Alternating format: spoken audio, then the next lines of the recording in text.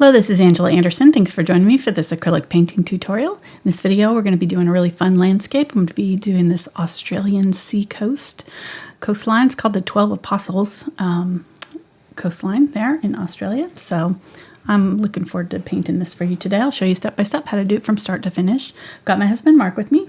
Hey there, everybody. He's going to chat during our live show today. So if you have questions while I'm painting, you can ask those and I'll try to answer them. Let's get started.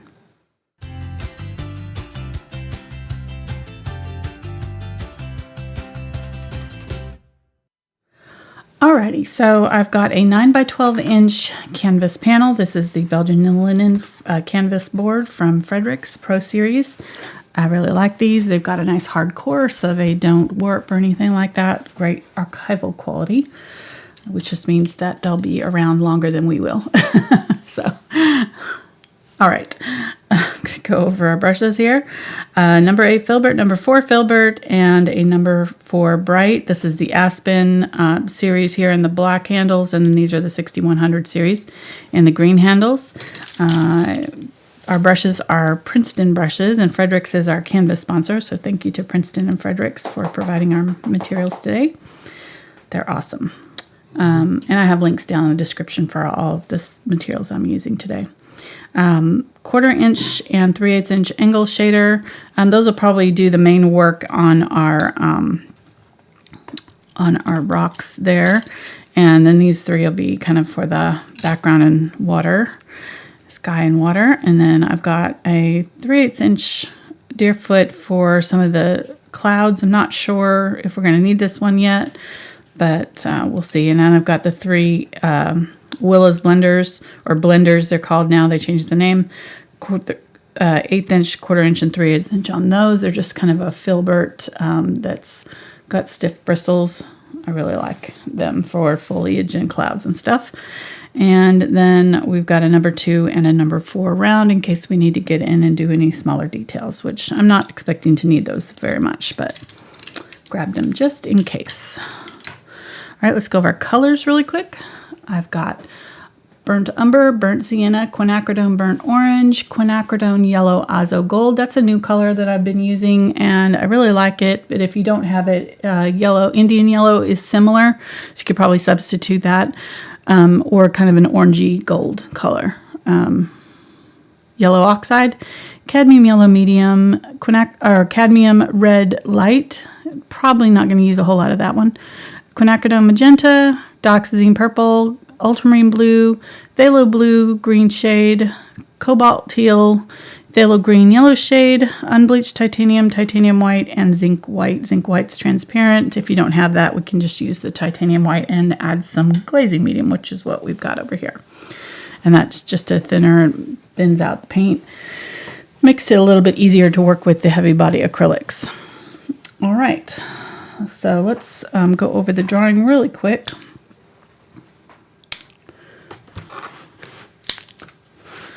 So our main Cashmere was helping me draw earlier.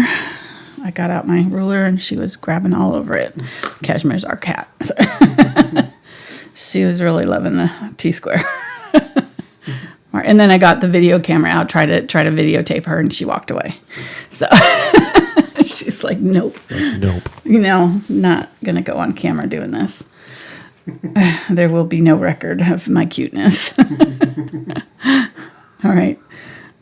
So right about the third line is where our horizon line is going to be, and that we're just going to put in straight here with the T-square, and it's only really going to about, we're not seeing it after about the third here, but I'm going to bring it in a little bit farther than we need to, and then very close to above it, there's just like this little low horizon line of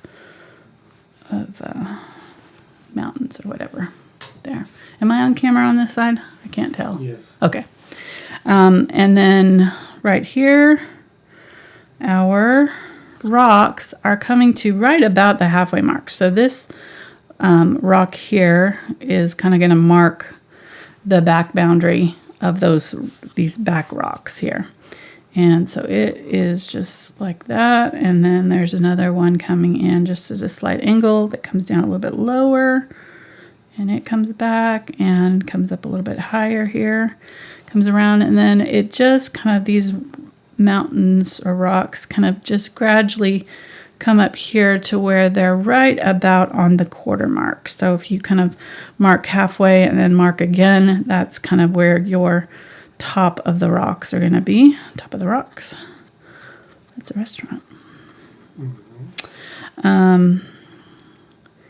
And then right at the bottom here is kind of our lower. And the way that it's cropped, it actually kind of cut off part of this because we're using a 9x12 canvas, which is a 4:3 ratio. And so that kind of cut off these two sides of our image because our image was I can't remember.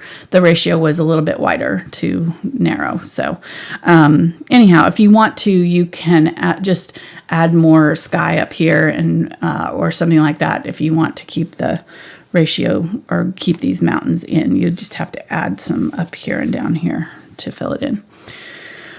But I didn't, I cut it off right here. So, all right. So there is right about, so here's our halfway mark, right? So right about, let me see, is that the third? It might be, yeah. Okay, so find your third. And then just above it, that's where this one is coming in. And it's going to curve up, back, and then curve out and around and go out in front of or behind this guy right here. And really, it's kind of hard to tell. I think this has got a little, these two are so similar in color, it's kind of hard to tell in our photograph where one ends and the other one begins. And then basically right smack dab on the middle is the next one right here.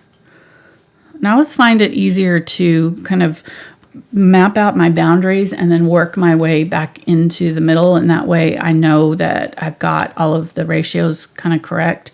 And so by the time we get back to our starting point here, we should have it filled in correctly. We'll see. We'll be able to tell when we meet them up, but these should all see how we kind of did this little dotted line here. So we kind of know that this one should meet up right about there and then come down and like that. And then if we follow this one out, this is where this one in the water is. And it is just on the inside of this. So right about in here, we're going to have this first apostle here. And there's only 8 apostles left, apparently. There used to be 12, but I read today. I was looking at other photographs of them just to see. What is that? Reading? What is that? Sorry. It's so foreign you threw out these words that I'm like, well, what does that mean? So weird, I know. Okay, and then right on the third is going to be this guy here, and he's going to go just above the horizon line and fill out this area right here. And he's going to go just below and to about right where this one was. So maybe just above it. Come right in here somewhere. And it should overlap this guy, so we can bring him over a little bit more. And this should come in front just a little bit right here. And widen it out. It's kind of a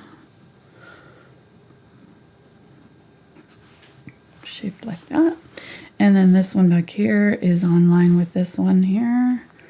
And it's out in our water out this way.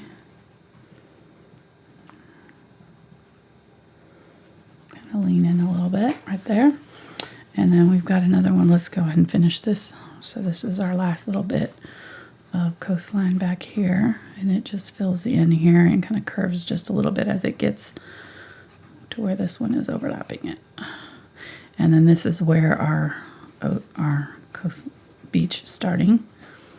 And it's fitting in right here. So where this comes out, this goes in. And then comes back in this way and back, up, back around, sharp V right here to almost this middle part right here. Just bring it all the way back to here and then back around like this.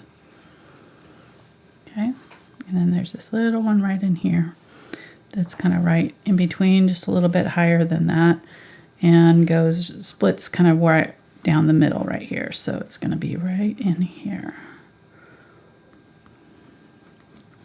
Somewhere in there. And then right down here, there's another little one that's kind of at an angle to this. And just a little bit below that. And then this one here is pretty much right even with this, and it kind of comes right in between these two. So it goes almost out to where this one, if you come straight down from that, little rock there, little rock here, and then some smaller rocks in here, and then this almost comes all the way out to it. And then we're going to have some of this ocean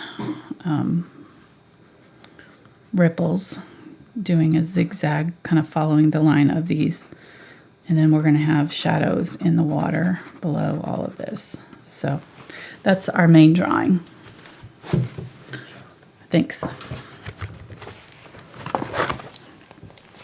And I've already mapped it out on my canvas there, so I don't have to do it. Mapped it out, huh? Or, sweet. We're going on a treasure hunt. Exactly. Using a water-soluble pencil, or draw it on paper and transfer it on with a transfer paper that's water-soluble. And so we're good to go. Okay. And I showed how to do that. If you're wondering how to do traceables, that stag deer that we did on Saturday, we used a traceable to transfer on the deer, so you can see how to do that there. The main thing is to print out your printout should be the same size as your canvas, and there's programs that you can use online to adjust the size of your print. But anything over like a 9x12, you will need to print onto multiple sheets. So, all right, so grabbing some white, and we're going to start up on the sky here where it's kind of light. We're going to get some yellow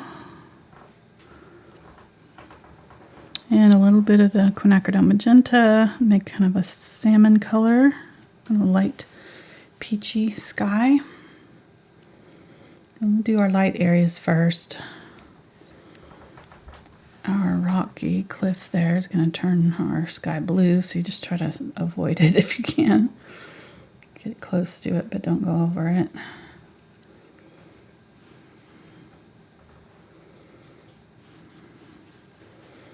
Okay. I'm adding a little bit more yellow than is in our photograph. I'm going to kind of beef up or bump up the saturation of the colors in this and kind of maybe exaggerate them just a little bit, just to kind of make it a little bit more colorful. So we'll probably add some pinks and things in our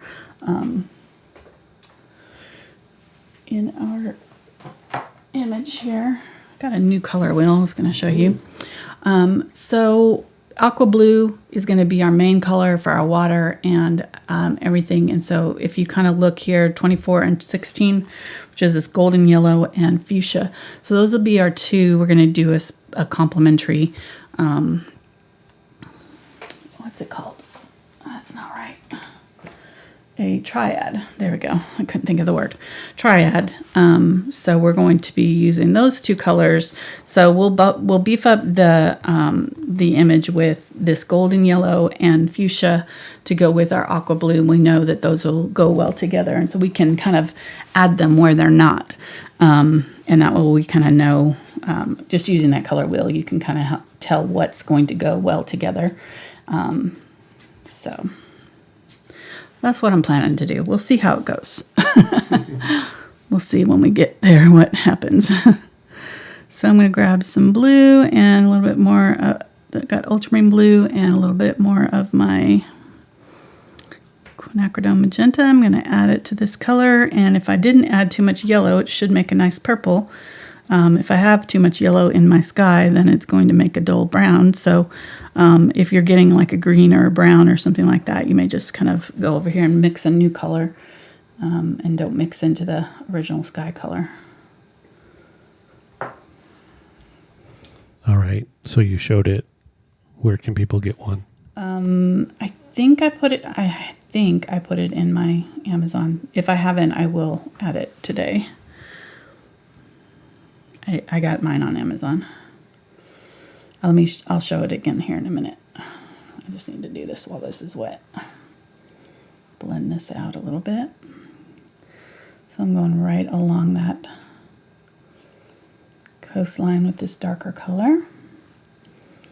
And then blending it up a little bit into my sky. And if I go side to side here, I can kind of get away with using a little bit of glazy medium just to make that go on a little bit easier. Okay, add too much pink there, but yeah, that's way too much. That Quinacridone Magenta is so saturated. You don't need a whole lot of it. It's just a little bit goes a long way. Okay, blend that up. Now, this is going to start to dry pretty quickly, so we just need to be careful that we don't go over it while it's in the middle of drying. So you may have to just let that dry completely and then do your pink if you don't work fast enough, you know, if you find that it's starting to get sticky up here. It seems like we're doing okay here. And you can tell that it's starting to dry if you try to put your paint on and it lifts off. And then you can like, okay, well, that was drying. And the best thing to do in that case is just to leave it alone and let it dry completely and then come back to it. That's one of the things that I did not know about acrylics when I first started painting with them. And I would get so frustrated because I'd be like, why is this not going onto the canvas? And if you have ever had that happen, you know what I'm talking about, where it doesn't matter how much paint you're trying to lay down, it just won't stick to the canvas and you get these big white open areas on the canvas. And that's just because you're trying to paint over paint that's getting sticky and trying to dry, and that paint will stick to anything. It'll stick to your brush. So as you're painting, the more you paint on that kind of sticky paint that's trying to dry, it'll just lift and continue to lift, and it won't lay down. It doesn't matter. I don't know why, but it's like the canvas has to dry completely and then you can paint over it. But until then, it will just continue to lift. All right, let's show you the name of it. You know what? I don't even have the name here. I'm going to have to look it up. It doesn't even have it on here anywhere printed. That's weird. So I like it. It's a little bit off from my other one. It's got a lot more colors, which was what I liked about it, because this is the other one that I tend to really like. It's the Creative Color Wheel. But you can see this has got several more in between, you know, this regular color wheel, which I don't know if it's going to be super useful, but we'll see. All right. Huh? I didn't see it. You don't see it in my store? Okay. So, I'll have to, yeah, thank you. I'll add it after the show. Let me see. Okay. Well, let's go ahead and just keep on going down. We'll work downwards here. I'm going to grab a little bit of Ultramarine Blue and Purple, and I'm going to add it to the sky color. I always like to add the sky color to whatever is in our far horizon. It just makes it blend really well and makes it kind of disappear into the horizon. It's pretty, actually, really what you would see in nature. Anyways, is that horizon line? That's called atmospheric something. Atmospheric. I can't think of the terms right now today. Perspective, atmospheric perspective. That means the sky, the blue, basically just means the blue in the sky is, or whatever color in the sky is affecting the your distant mountains or distant whatever. Okay, so that's good. I'm going to go ahead and just paint in the mountains with some of this blue too. back here, even though these are pretty, these are a lot closer than the ones way back there. So these ones are going to be, these are not going to be blue, but we'll have a little bit of blue undertone in them. And this will be kind of like our fuchsia, our nod to that fuchsia. This is that blue will be, the fuchsia will be in this blue. So gonna fill in right there where pink wasn't covered. Okay, there we go. So let's go ahead and I'm going to use the pink to fill in these mountains here. And again, this is going to be a lot more pink than is in our photograph. We're going to be adding yellows and pinks. We're going to kind of make this all kind of golden light hitting it. So the light changes the colors. If you ever looked at a Monet, he did these studies of color and he'd paint the same thing. He did a series of haystacks. He did a building, some sort of cathedral, and he painted it in daylight, daytime, and then, dusk and dawn and everything in between, and just kind of captured all these really cool colors that were coming out. And so, you can, even though this is not the color of our rocks, we can still, at certain times of the day, you'd see all these kind of interesting different colors in the rocks. So just going to kind of play with that and take some artistic liberties with it. Why not, right?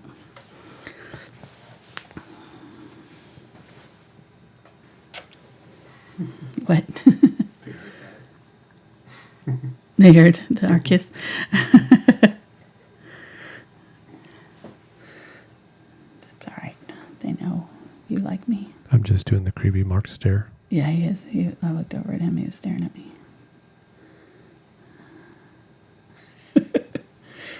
I think Cashmere gets it from you. That's how she learned it. She was like, well, I guess that's what we're supposed to do, just sit and stare at Mom. Because yeah, she does that while I'm eating all the time. It drives me crazy. we have something nice to look at. All right, added some yellow oxide to this rock here. And I need to do those ones that are way back there, but I'm going to have to get a smaller brush for that. This one's way too big.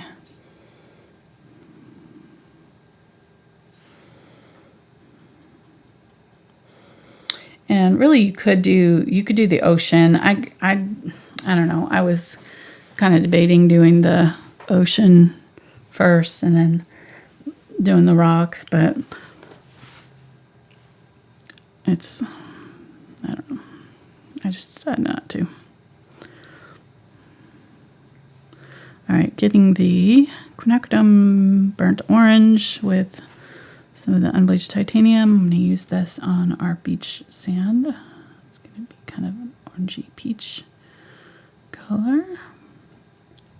We have a question. Yes. Somebody would like to know, what is the best paint for a beginner? I would use Liquitex Basics is what I used with my beginner classes. So it works really well. It's a little bit softer than the heavy body acrylics that I use. So it makes it a little bit easier to work with. It goes on the canvas a little smoother. And then when you're ready to kind of take it to the next step, you can invest in some good heavy body acrylics. But the Liquitex Basics also comes in a multi-pack, so you can buy like a 24 or 48 count, and you get pretty much all the colors that I use in most of my paintings in that. And like some of the specialty colors, like the quinacridones, aren't going to be in there. I think Quinacridone Magenta is, but I don't think the rest of the quinacridones are. I'm going to use a little bit of purple and magenta here and do, ooh, that's pretty. Do like a darker purple in our sand right here. And just pull it in towards that kind of warmer color. This is probably not the color I'm going to end up with. It looks a little bit too orange. We'll see. Once we get some of our other colors on here, though, we might really like it. We got another question. Okay. Somebody said that they usually make a mess out of their palette. So do you have any suggestions or recommendations for good palette management? A lot of that has to do with how you're loading your brush and just picking up too much paint. So using, picking up your paint from one side of your paint daubs there will help. Also, don't mix right into your paint in there. Put it, I'm going to get some of this darker and put it in the ocean right here. Mix off somewhere else on your palette and try to keep those areas small-ish. You don't want to get, you want them to get too out of control. So, unless you're going to use a whole lot of the color, I don't usually mix a whole lot of it. I usually just mix what I need for that particular area and then mix more later if I need it. But if it takes you a long time to color mix, then you can mix a little bit larger areas. Like if you were worried you couldn't get that color again, you might mix a little bit more of it and leave it a little bit thicker. But if you do mix a large area, you can scoop it up with your brush and then deposit it kind of just by turning and twisting. And this wasn't enough paint to give you an idea, but by kind of setting it down and twisting it like that, you'll get it kind of in one little area, where concentrated area, where you can come back to it and work with it later. It'll save your paints, but I don't know if that is what you're looking for. But so picking up a little bit of the color, a little bit of the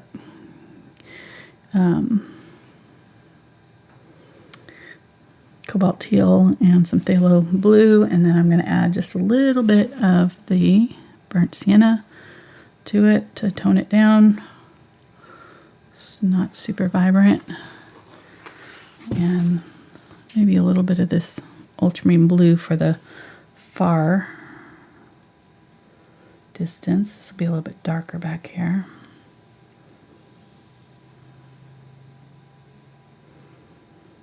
And really, we're just concentrating on getting this covered right now. This is not going to be our final colors. We're just trying to kind of get in our base color, the color that's going to be kind of our main color in whatever area it is we're doing. We have a paint question. Yeah. They would like to know, do the shades differ between the basic line and the other lines? Somewhat.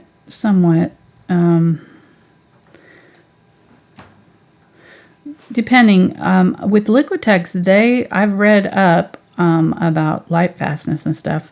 They use the same pigments in their basics line as they do their professional. So you're going to get the same quality paint, so it'll be light fast like the professional quality. They're just going to be less of the pigment in your paints. So with the professional quality, their professional quality line, your colors are going to dry a little bit darker. They're going to be a little bit more vibrant than in the basic line, but they're basically the same color. I know Lacquery uses them in her paintings and she really likes them. So I've watched her, and I used them for years too. I mean, even in my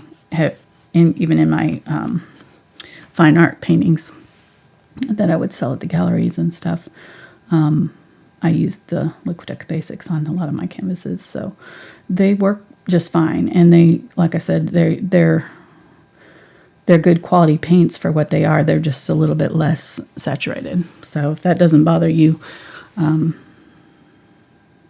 would say go for it. Use those. And really, they're a little bit easier to use this because of they don't shift as much when they dry. So what you're putting on the canvas is pretty much what it's going to look like. With this, these are going to dry a lot darker, so it can be a little bit frustrating when you're trying to paint with them sometimes, the heavy body or the professional quality, because of the extra saturation and because there's less of the fillers and more pigment, they dry darker.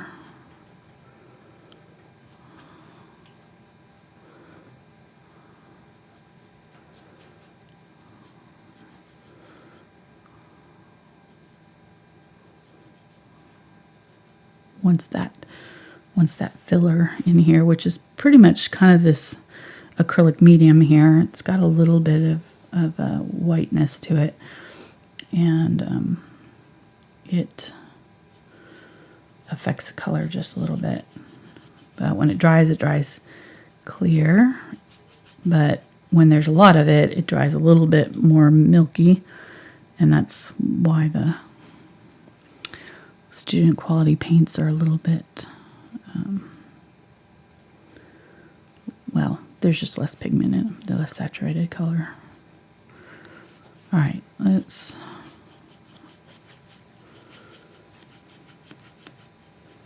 as I get down toward the bottom here, I am adding a little bit more of the glazing medium, a little bit less of the paint to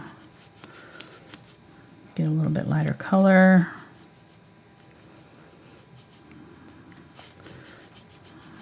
And I'm not going all the way up to my beach here. I'm just kind of going near it-ish. There's going to be some of this color up in here. A lot of this is going to be white. I'll go ahead and put the lighter version of it up through here, because we'll want some color underneath that white to be able to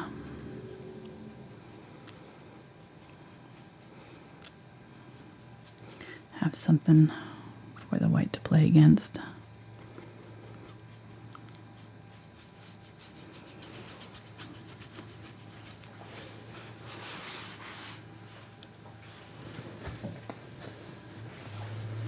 And putting the color on the way I am side to side helps with the motion of the ocean. So our waves are already going to be kind of put in this direction. So if I can get these sections done with this kind of side to side motion, then all of these little lines that you're seeing in here, we can leave those and just add to them, and they'll kind of be part of the overall look.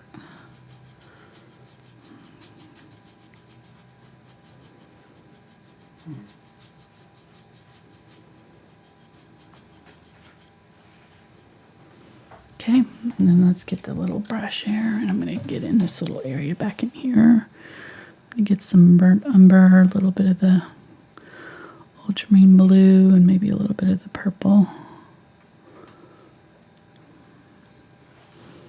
And add a little bit of this sky color to it, just some of that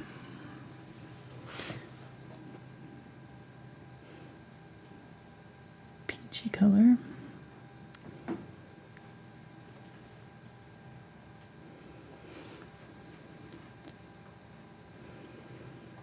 There we go. Okay, let's use this color in our rocks. I'm going to add it to the bottom of all of these.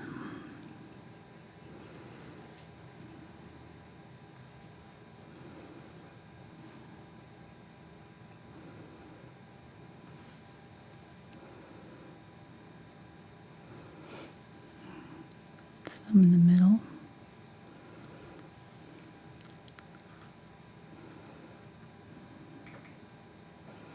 I'm going to go ahead and kind of use it along that edge too, just to define these a little bit.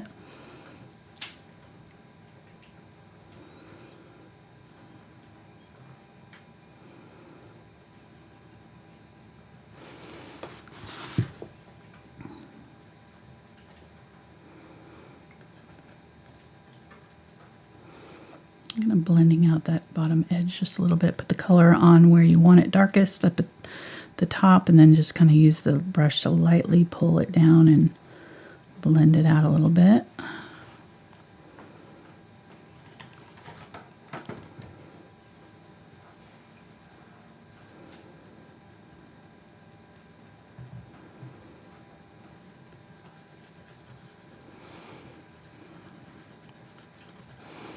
I'm going to just go ahead and kind of add some little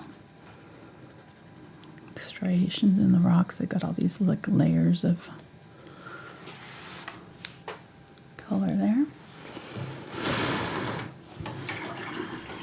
Okay, we've got a question. Mm-hmm. They would like to know what is the difference between the Luna blender brush and the Willows blender. Luna blender. Let's see if I can find it. Okay, that's lunar mauve. Let's see, lunar. I'm going to say first thing that's different is the name. The name. Yeah. One starts with an L. One starts with a W. Lunar blender. There we go. So, well, these are obviously bigger, but they come in bigger sizes. That's one good thing. The bristles are a little bit different. They're different. They're the same shape, same kind of stiffness type. They're just a little bit different filament. So, a little bit, I don't know. I've used them both. I still prefer the Velvet Touch line, but they're both pretty similar. And like I said, they come in larger sizes. So if you're using really large canvas, the larger size can really come in handy.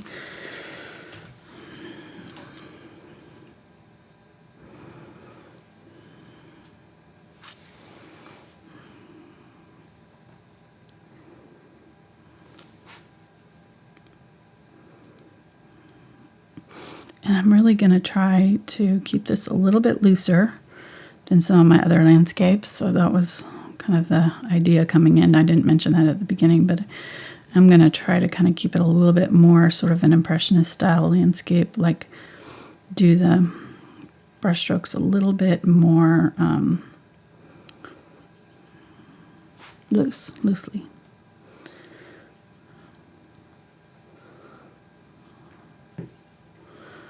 So that's why I'm doing this way here. And we have another question. Okay. They said they bought a paint set and it came with Viridian Green. Yeah. Is that a good substitute for Phthalo Green? It's more of a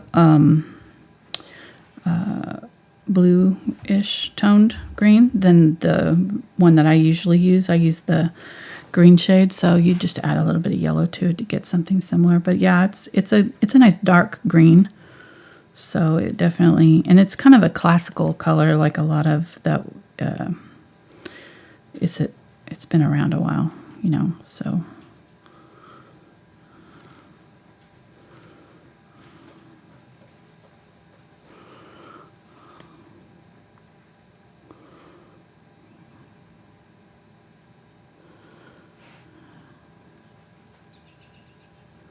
As far as that's what I understand. Then I'm not an expert on colors. I don't know why I'm acting like I am. This is all stuff I've read up on the internet about. So let me see, because I looked it up when I did the Van Gogh painting. I think it was one of my Van Goghs, or maybe Monet, and I was looking up what colors they actually used when they did their paintings, and of course they were oil paints, so those colors are a little bit different. And I think Viridian Green was, if I'm not mistaken, was one of the colors that they used. So you can see the difference there. This is the phthalo green yellow shade, and there's the Viridian. It's a little bit deeper. There's the blue shade, so it's closer to the blue shade of phthalo,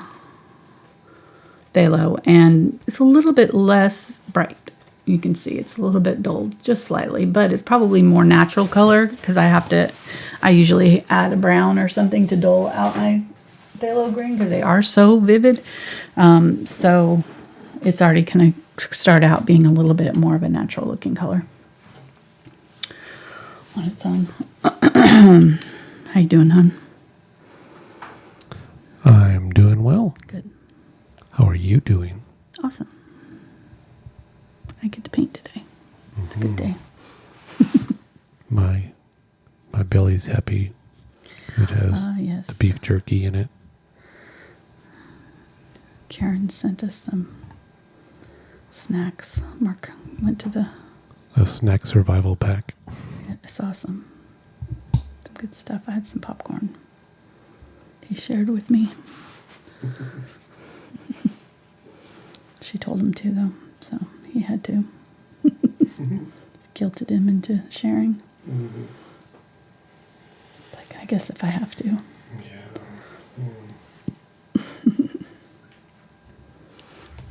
Okay, gonna add some of this purple in here. I'm not gonna do a whole lot more on here until we get our sky in. Just in case we cover any of this up. But this will help. And we're gonna add this yellow tone over here so they'll match. Because right now it's like, they don't look like they go together quite.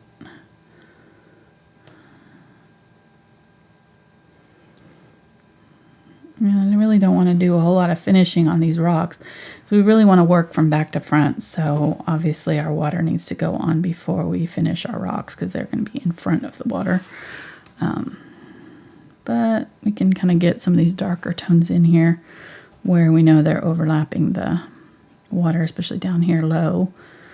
And that'll kind of give us a head start later when we put our finishing details in. This has got a lot of details in it, so I'm really going to try not to get too bogged down in all the little bitty things that are happening here. Because I don't want it to turn into like a 4-hour painting like that desert one that we did a few months ago. Desert Canyon. It was like 5 hours long. Yeah, it may have. It was a similar type of painting. It probably could go that way if I let it. So try my hardest to keep this a little bit looser. Please and thank you. You're welcome. Yeah. Oh, Mark's thanking me already. Don't thank me yet. I haven't. Well, I had a rough morning World of Tanks. I think out of the 18, 20 games I played, I was only on 2 winning teams. Oh gosh, that is rough. Very frustrating. So Mark's already in a bad mood starting out today. Yeah, but then I had food. So the care package pulled me out of the slump. This become my language. I'm glad I was sleeping in this morning and didn't have to be part of that because I don't like being around Mark when he's mad at his games. It's not fun. The whole room gets angry. It's like a testosterone just fills the air. Smell it. It's like ozone before the storm. It's like I am such a sweet guy. I don't know what you're talking about. You're sweet to me. You're sweet to your kids. You're not sweet to your game playmates. Getting some yellow here. Yeah. So just saying, don't get Mark mad.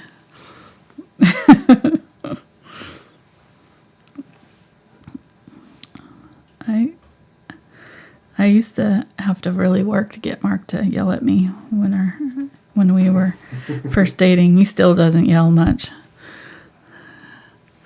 I used to get so irritated because I'd be so angry and he'd just walk away. And I'd be like, what the?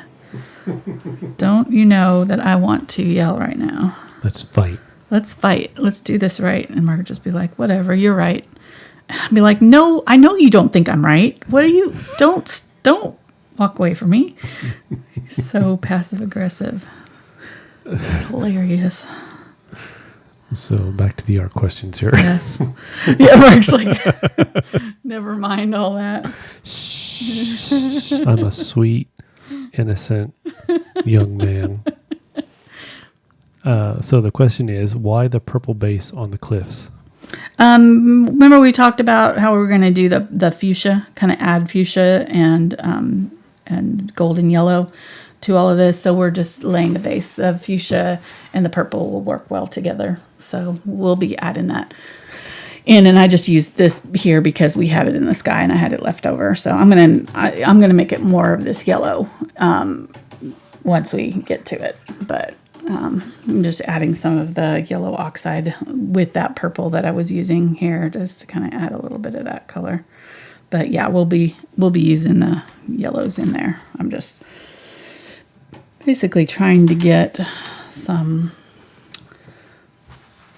of the values worked out. Let's work on our sky now. So if I was teaching the lesson, we would be done right now. This would be considered advanced for me. So there you go. So be glad that Angela's teaching today. Is that what you're saying? Yes, that it's your channel, not mine. All right, gonna mix up Ultramarine Blue and Phthalo Blue. Makes that kind of basic royal blue color. It's a good kind of medium blue, and I'm gonna add lots of white to it. That's good. Take most of that off of the brush. Get a lot more white here. So I'll save that color for in my darkest areas. And I'm going to use this brush I'm turning it upside down and just using the tip of it. I'm just going to rub it side to side here and get in some of my basic cloud shapes. And there's these kind of low blue, adding more white here. One of the tricks that you can do is use lighter colors on your horizon line. So the lighter blues here, and then as you go up, use the deeper colors, more saturated colors, because those are closer to you. It makes it look, it pushes those clouds back. It's just kind of an easy way of pushing that perspective back a little bit. And just using this brush very kind of lightly, very kind of little paint on here, touching it on the canvas very lightly.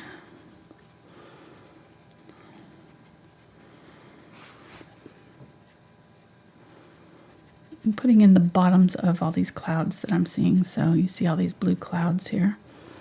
Just kind of trying to figure out where those are and scrub those in. And again, we're going a little bit more kind of impressionist with this, so I'm going to keep this kind of loose and not super blended like I might normally do.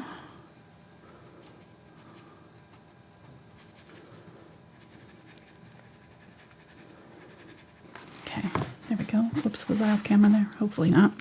Yeah, a little bit, sorry. Need to stop moving it to the side there. I was chatting with the unusual suspects. Well, that's good. All right, I'm going to switch to a smaller brush so I can get more detail here. And I'm going to use the Quinacridone Magenta, lots of white. Maybe a little bit of the Quinacridone or Cadmium Red Light. That'll give it kind of a more orangey tone. I'm going to use that. Wipe most of it off.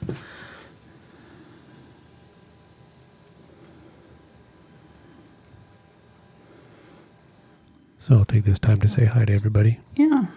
Welcome to the channel. Thumbs up. Like, subscribe. All that good stuff. Yeah. Yeah, hope you enjoy the show today. We do these twice a week in 2020. We'll see. Whenever you're watching, it may be different. That's right. Subject to change. From now. But prices and times may vary.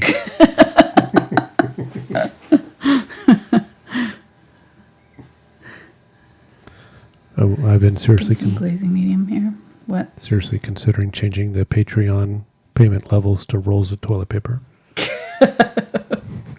We'll get painted toilet paper. Mark went to the show me that picture.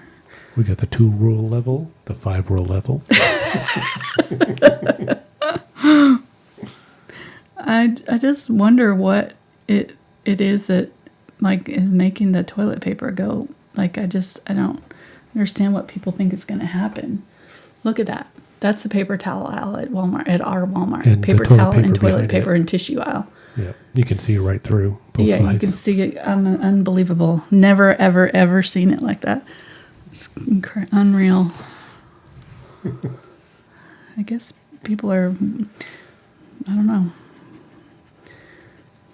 Yeah, so this will Priorities. be a time capsule. Watching this in 10, 15 years, we'll remember Oh my the gosh. craze of the coronavirus. It's scary. I know we've canceled just about everything. We were supposed to go somewhere this weekend, and we canceled all that. We canceled my dad's 70th birthday party. Yep, so he's not allowed to get any older until we can get together. Yeah. Sad. Hope everybody's staying safe out there. Keep your hands washed. I watched a hand washing video and been doing it all wrong. That's how bad it is. Didn't really realize how bad I was not washing my hands right. So I'll show you here in a minute if you're interested, because it's very interesting. No, we got to show that on the Patreon videos. If you want to know how to wash your hands, no, that's a perk for everybody. A freebie. Freebie. I can't charge for that. I'm going to profit off of people's, Come on, Mark. Okay, fine. Just send candy and beef jerky. P.O. box down below. Okay, stop. Stop. Mark Anderson. It reminds me of my brother when he was younger. Yeah. He was, I forget how old he was. He might have been like 3 or 4 years old, and he'd have dinner, and then my parents found out that he was going to the neighbors after dinner and telling them that they didn't have enough food for dinner, and they were feeding him too. He was getting 2 dinners. Yeah. Oh my gosh. Little sneak. So he got in trouble. A little bit. Slightly. Yeah, I'm sure your mom didn't think that was very funny.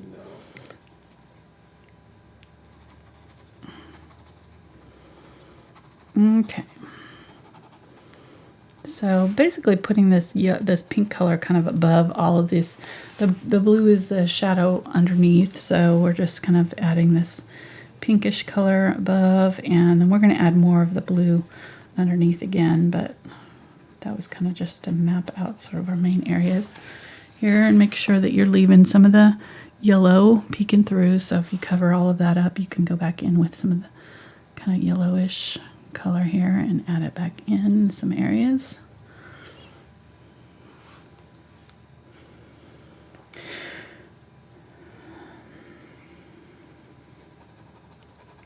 I'm sure the doctors already know this. Probably the way doctors wash their hands. That's probably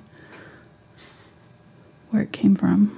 I don't know. It was a music video, and the name of the video, it's the foals, Foals, like horses, and I think it was called "Wash It Off" or "Wash It Out" or something. It was like one of their regular songs, so it wasn't, and it's not obviously about hand washing, but I thought it was genius because they made it into a public service announcement, and basically they're playing the song, but the whole time somebody's washing their hands over and over again. It's just a loop of them washing their hands.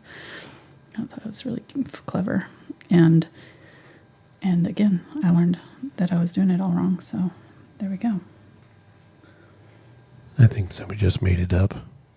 No. I don't think there's a right way or wrong way. You're supposed to do it for 20 seconds, so they time it. It's getting like there's a little timer in the bottom, and it shows how to do it to keep to make sure that you're doing it for 20 seconds. And if you do it in that order that they're doing it, then it takes up that whole time. So, all right, adding more of this pink. Again, trying to blend out those edges, the top edges, so that they're kind of soft and floaty looking.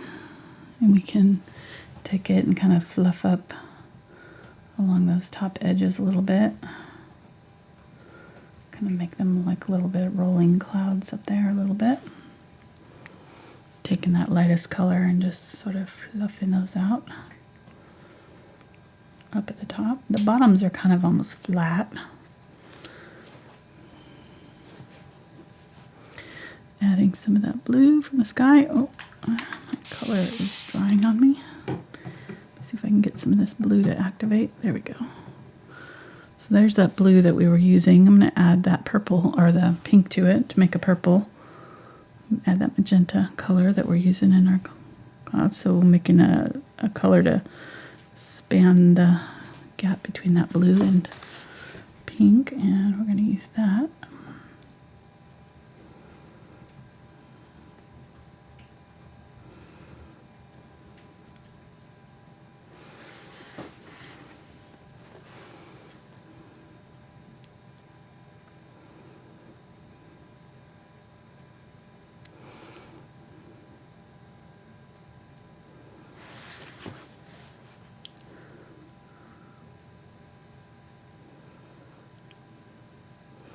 You can also use the glazing medium to kind of help soften the look a little bit. You can also use a little bit of the Zinc White. This is where that Zinc White comes in handy because it's transparent, so it looks really good with the clouds, and we can use it mixing it into our colors, and it will kind of soften the whole appearance of the clouds a little bit.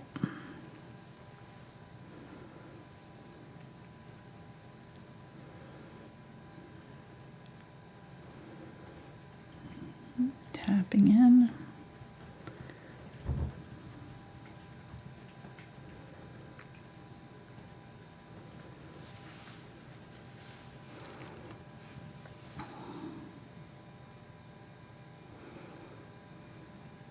And then getting some more of that bright blue.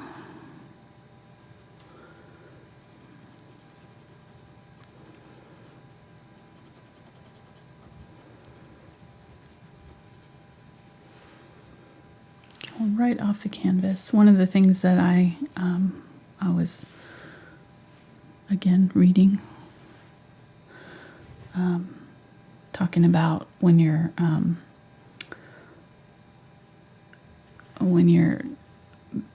composing your paintings and stuff, that you want your clouds and things in your foreground and things to go off the canvas, and that way it looks more natural.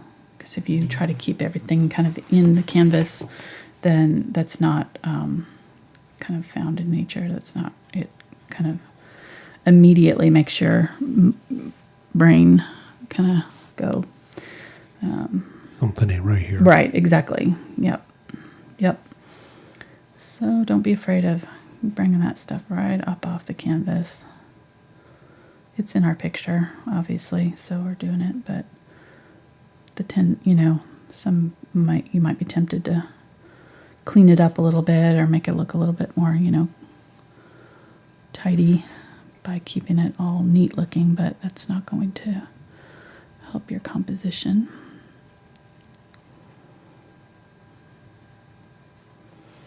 Oh, I keep turning it and going off the canvas there. Sorry. I can't zoom out too far. I know, that's fine. I'll just pull it down here and try to keep it together. I'll try to pay attention. Okay. Not. And just let me know when I'm doing it. I can pull it back down.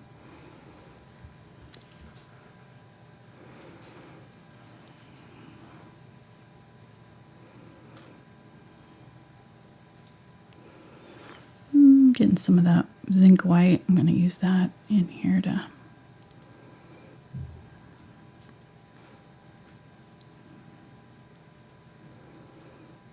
clean up around the edges of some of these clouds. Push them back in. Soften up the edges.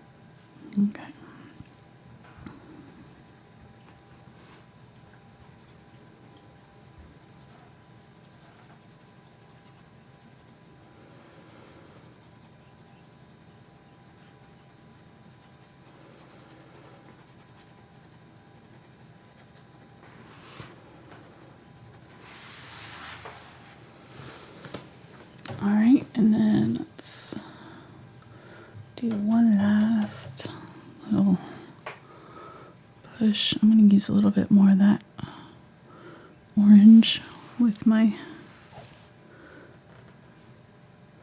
magenta.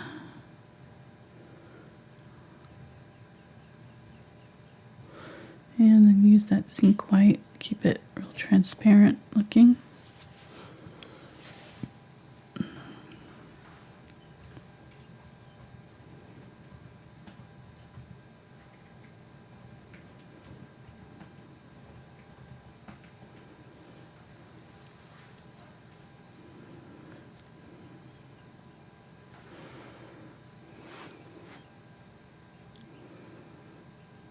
Again, that zinc white, almost full strength. It's got a little bit of that pink in it because that's in my brush. I'm just going to use it.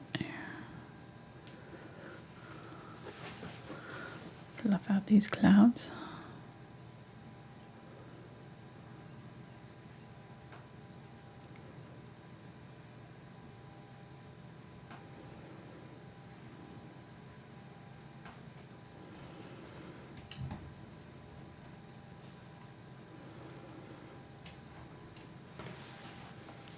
How you doing, hon?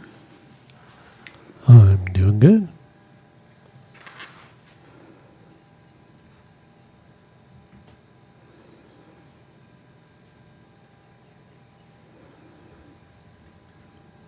Kind of go side to side here.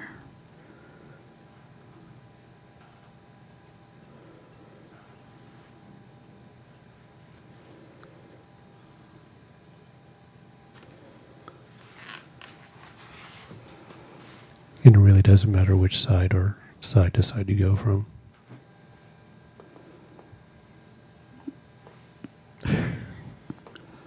Absolutely no comment there. I'm not sure what you meant by that. You said you're just going side to side, so I just wanted to make sure everybody knew that it didn't matter which side. Or does it?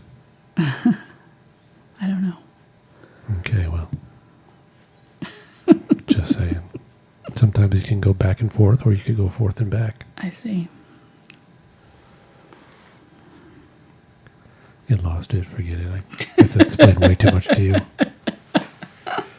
I'm sorry. I'm concentrating here. The joke went over my head.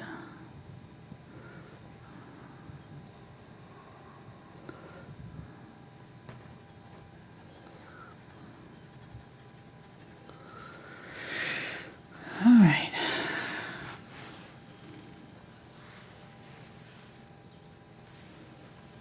I notice you cover over your yoga blocks now.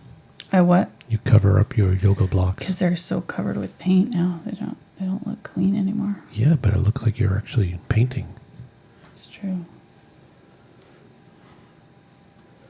Well, and it protects them from getting any worse. Mm. Just in case we want to do some yoga. Right. I don't want to be like, why are your yoga blocks all dirty? Like, well, I've been using them for the last 3 years to paint, so.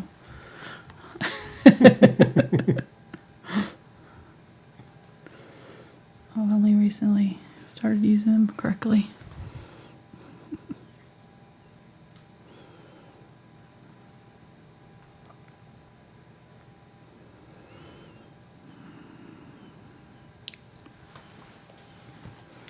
Going back in now with the brighter fuchsia color here.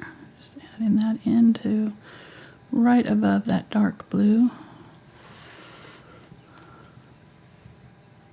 Ooh, it's magenta. That's a little too much. We'll just tap that out.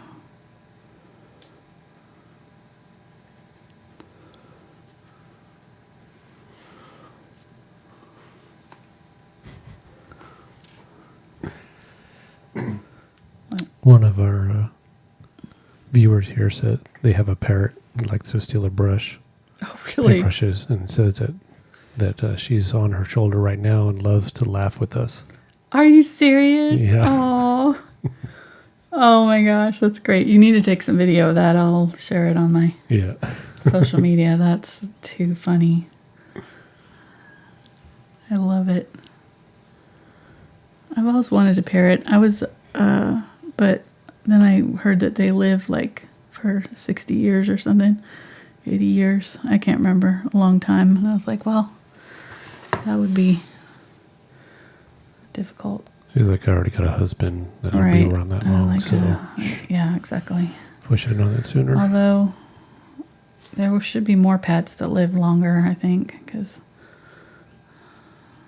that's one of the things about my dogs, that we only got to enjoy them for 10 years. Doesn't seem long enough. There's probably a happy medium in there somewhere. 30 years. Are there any animals that live 30 years? I think I got about 30, maybe. At least 30. I hope. Hopefully more. Yeah. I'm turn 50 this next week. It's like, no, it's not right. What? I know. I'm glad I'm not that old. Mark turned. How old are you now? You turned 50 a couple years ago. See, that's the first thing that goes is your memory. He's not going to tell us. And I know you're not very good at math, so I'm pretty safe. I think he's like 102. That doesn't sound right. Wait a minute. I love it. Oh my gosh. Okay, so I'm not loving these clouds for some, I don't know why, but they're kind of not quite where I want them to be yet. I'm going to get some ultramarine blue and add it to this magenta here. And then use this glazing medium. Just going to darken up the bottom of some of these. One more time. Somebody has asked, can you explain or any tips on how to display or hang the canvas boards? Yes. I have this little gun that I bought that they're not too expensive, that nails little, well, it's like what they use in a frame shop.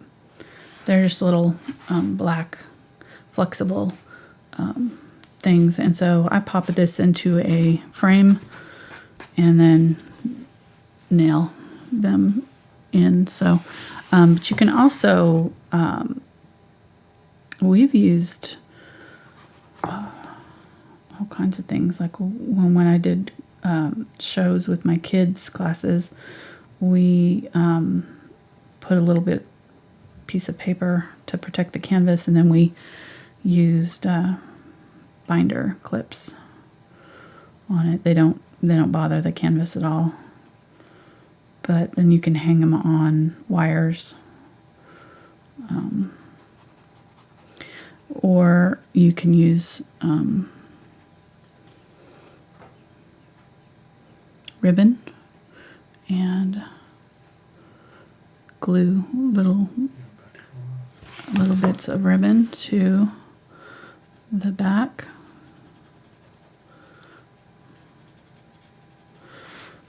A little bit darker here. So let me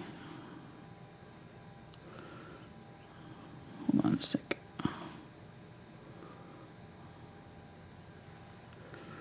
You have to So you just do a little loop of ribbon and hot glue it to the back, or you can do ribbon in each corner and do like a little thing where it shows. But if you don't want it to show, you can just do a little loop of ribbon right here and hot glue it, and it won't hurt anything. But then, most of the time, if I know I'm gonna, oh man, I got stuff all over my canvas there. If I know I'm gonna, like give it as a gift or something like that, I frame it. So, and the frames aren't that expensive. Like you can get the open back frames at Hobby Lobby and Michael's for, usually they're half price. And at Hobby Lobby, if they're not on sale, if you ask them to put them in the frame for you, which only costs a couple of dollars, they give you the discount automatically. Not a lot of people know that. So at least that's the last time I went in. That was still true. I don't know if they changed it, but so yeah, and they do a really good job. So I usually just go in there and have them do it for me. But I do have, I did buy the gun so I could do it myself if I didn't want to. And I bought a bunch of canvases from online from Dick Blick. And again, and they have decent canvases there. All prices, decent frames, I mean.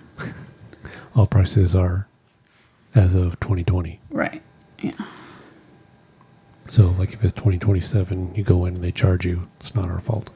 Right, exactly. Yeah,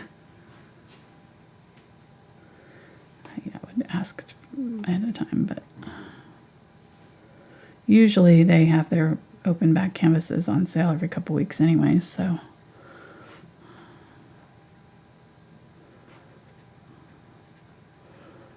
And no glass. That's the thing about the open back frames. Sorry, there's no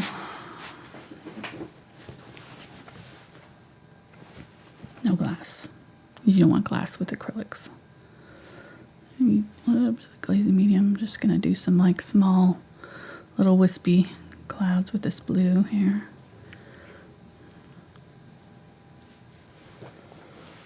Okay, I'm gonna let that set and see. I might want to add a little bit more to it later, but for now I'm gonna leave it. Not 100% happy with the clouds. Not really sure what it is about them that I don't like. But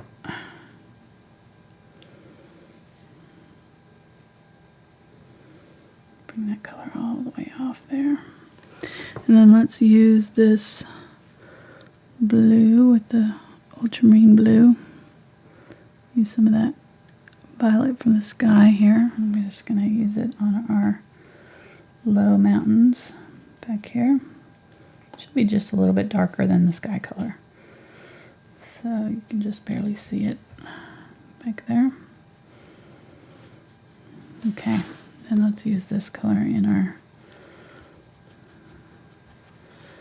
rocks.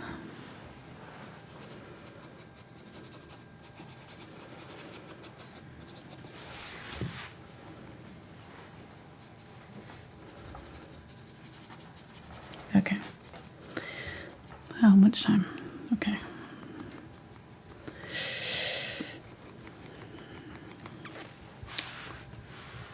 Got a lot left to do. Is it a race? No, I just want to do it Okay. quickly. Just trying to keep it. I always tend to take extra time with landscapes. I'm not very fast with them. I want to loosen up my style a little bit. Kind of like we did with the women with the hair, the flowers in their hair. Maybe not that loose, but closer to that, you know. All right, getting some yellow oxide here, and I'm going to use it with my brush here and just add some. Now that I've got that blue in there, I can add this yellow over the top. Leave some of that blue peeking through in places.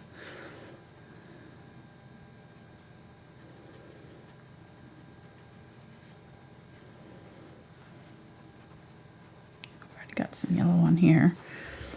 So, well, we need to add pink to this one. Just going to grab some of that magenta. If I can get some of it. There we go. And just use that in here. Make these kind of match a little bit better.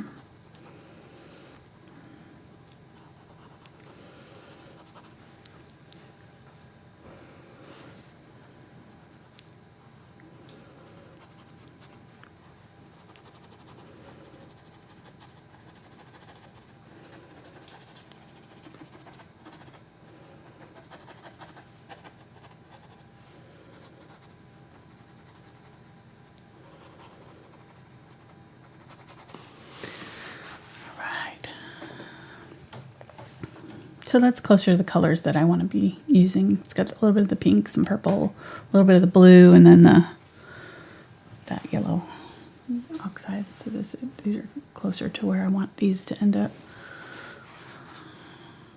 All right, so let's work on our I need more yellow white out. I'm going to go ahead and just clean off my palette altogether.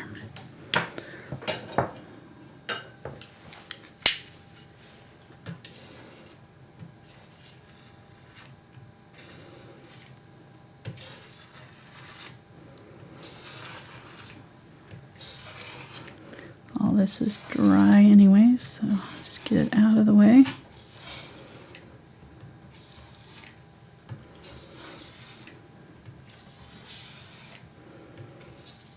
I'm using I get questions about it a lot. This is the razor blade.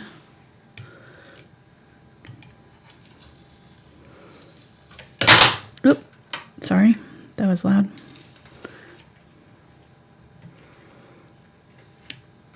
Oh. Works well. It's for scraping paint off glass for like painters, you know, not fine art, but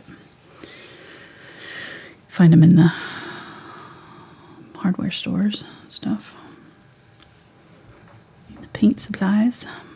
And Amazon. And Amazon, yeah. With your link down below. Yep. Yes, yes, sir. Okay. Put out some more white here.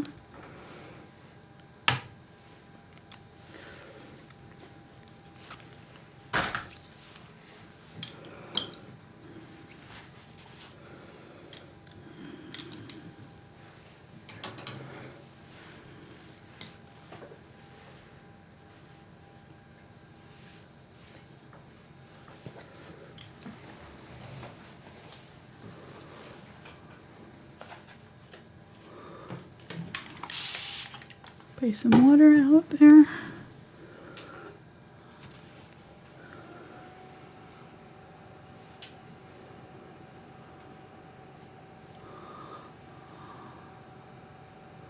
And get some of that purple, a little bit of white.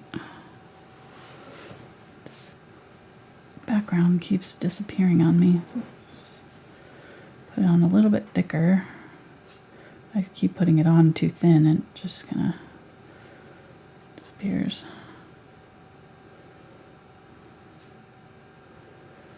There we go. Okay. Nice. And then we want it a little bit darker right at the shoreline, so I'm going to get a little bit more of the purple and just put it right where the water meets the mountains back there.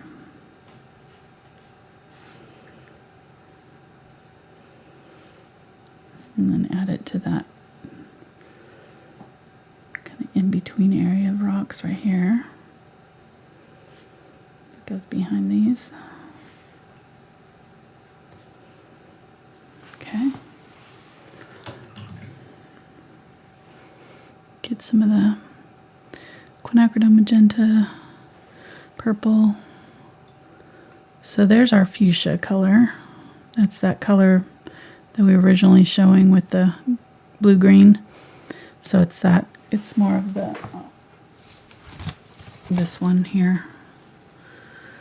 Maybe a little bit more of the pink, but, well, you can't see it on my brush, but you get the idea. So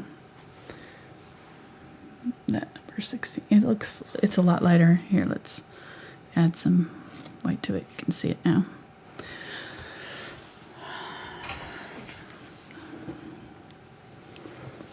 So that will be our kind of base color for some of the highlights. This and the yellow. So I'm going to use this in the areas where I'm seeing kind of shadows. And then use the yellowish color on the highlight areas. And then we've already got the kind of purpley color in the darkest areas, so that doesn't have to be added anything, but we'll add some green and things too, and some kind of regular rock colors. Get some of this yellow oxide. So the Quinacridone gold here is going to be our third color of our triad. So the Quinacridone gold, maybe with a little bit more yellow in it, that yellow gold is going to be our third color. So we'll use that for a lot of these cliff. Do you have any experience with Montmartre paints? What? Montmartre? Yeah, I guess. No, I don't. I do not. Sorry. Really, the only ones that I've used much are, I've used Amsterdam and Golden, obviously. That's what I tend to like the most. Liquitex. And I've used some of the Arteza recently, which those were pretty good. I wish they were more light fast, or I would use them more because I did really like the colors a lot. And what else? Oh, the Deco Art has some acrylics. I'm using the heavy body or the unbleached titanium here to add some highlight areas. But yeah, I haven't used that. I haven't used the, oh, there's another brand too that I wanted to try out. I can't remember what it was called. Oh, the Winsor Newton is supposed to be good. I did a giveaway with those. They gave me some to give away, and I never did get to try them myself. I should have asked for extra for myself because they looked really good, and they were kind of a softer body paint, which looked interesting. So I'm kind of disappointed that I didn't get to try the Winsor Newton acrylics. But they didn't have a lot of colors. That's the main thing, reason why I like the Golden, because they have a lot of these quinacridones, and a lot of the other brands don't, for some reason, don't have them. So I don't know if it's just an expensive pigment to use or what. But cadmium's also, well, they tend to be a little bit more accessible, but they also, some brands don't have the cadmium reds or the pyro reds, or, you know, I feel like Golden just does a really good job of having all of the really good basic colors. They don't have as many, like a lot of brands kind of mix their colors, and I tend to like to have the pure colors so that I can do the mixing myself. So I think that's one of the reasons why I like them too. I'm going to use some more blue right here on this sky. Get some, mixing that ultramarine blue with the right here. I've just been adding this gold and yellow to this purple color to kind of make a new blends, and that's going to be kind of our main colors in our rock face. But there's some areas where I want some of that blue that we kind of started out with, so I'm adding some of that back in. I can't remember. Is your discount code still available for the Arteza? Not sure. It was sometime in March. I think it is, yes, because I think it was like late March. Like March 28th or something like that. I feel like. Somewhere in there. Don't quote me, but I think it was that.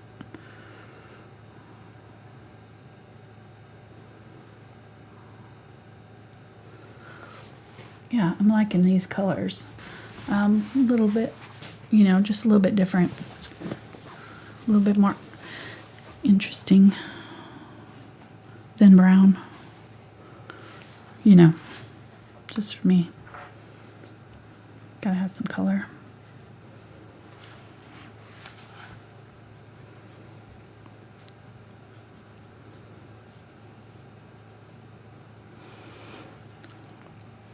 Using some of that yellow, the unbleached titanium.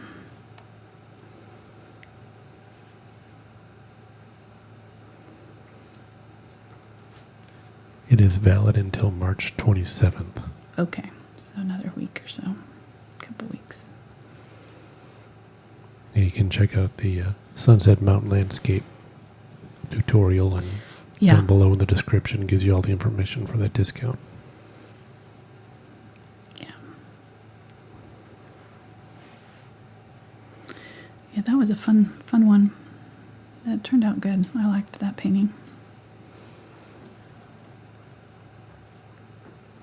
And I did really like how they went on the canvas. They were softer bodies, so I find softer bodies just a little bit easier to work with, somewhat. But as she uses the heavy body acrylics, but again, and I would use their liquid forms. I do use golden liquids sometimes, but again, they don't have the same colors as they have in their heavy body line, so I can't get all of the same, like they don't even have burnt umber in the lighter, which I don't understand at all. Golden, get with it. But they have a light burnt umber, but they don't have regular burnt umber in their liquid, which is, smoother, goes on a little bit easier onto the canvas. So I always use liquid stuff when I'm doing like tree trunks and tree branches, things where I want. It's just easier to use a smoother paint. I'm using this darker purple right along that edge to define that border between these two cliffs, and bringing that darker color up a little bit on here to do the same. Loving this. I like this magenta or fuchsia color or whatever it is supposed to be. Really, really pretty. Really pretty. Especially against this teal. And then having that little pops of gold. And one thing that you should do also when you're using the color wheel to kind of map out your different colors is to go ahead and zoom out, honey, because I'm going to be working on the ocean. Is to pick a main color, use that mostly. So I think in this case our fuchsia is probably going to be our main color because it's in the sky and in all these rocks, and then have a secondary color and a third color. So our third color is obviously going to be the yellows because there's not going to be as much of it, and then our really could go either way. The turquoise could be kind of they're kind of competing, but I think that the magenta is in more of the color, so it's kind of more of our main focus color. And just using different values of each color, so some dark, some light, mixing them together once you get them, so you get in, like we did here, getting different versions of those colors mixed with one another. It's really can create some interesting things. All right, so that's good. And I'm going to grab some of the green because it's supposed to be kind of an aqua green is our color. So I'm going to use the phthalo green and the cobalt teal, these as our kind of base bright color, and then use the phthalo blue and cobalt teal mixed with a little bit of the burnt sienna for some of our shadowy colors. And I'm going to use some white. I'm going to use a little bit of the ultramarine blue again, way back in the back distance. And then as we get closer, we're going to not have as much of that ultramarine blue, but I'm going to use it right along that line. Now, having the second coat, this will really cover up all of our little white areas that are still showing in our canvas. And I'm using this little 1/4 inch Lila's blender. It'll allow me to get some good texture going in my water. Go right over the top of these rocks, don't worry about them. We're going to be cleaning up those edges, so you don't have to have them looking good yet.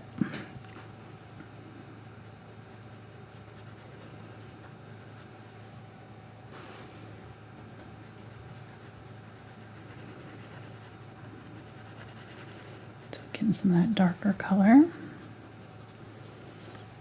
Adding some of that in.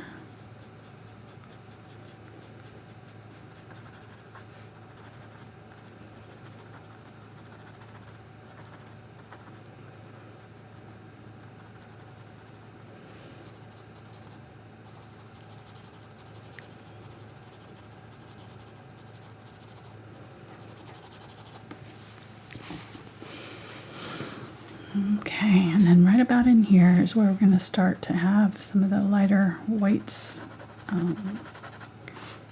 foamy stuff happening. I'm going to go ahead and kind of get some of the darker color down, and then I'm going to start grabbing some of that white. In fact, I might even use a little bit of the zinc white too, so it's not so obvious. I'm just going to very lightly skim it across the water here. Side to side, keeping that kind of motion. It actually goes a little bit diagonal, so we can kind of have some of these coming up a little bit. Make sure you go right over the top of those rocks, so it doesn't have like a halo of color surrounding them. You want that.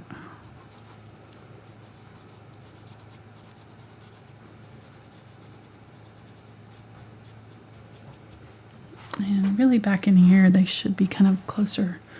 They're not going to be as obvious, so I'm going to keep those really small back here. And only like right in this middle area here start to create some lines in this surf patterns. Keep them real small.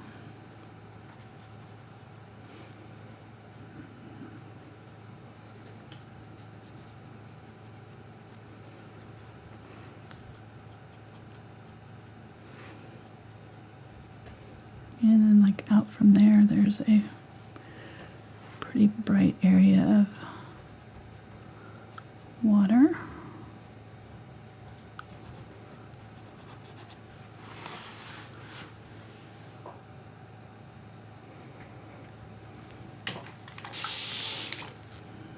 Okay, can you turn off the fan now? Thank you.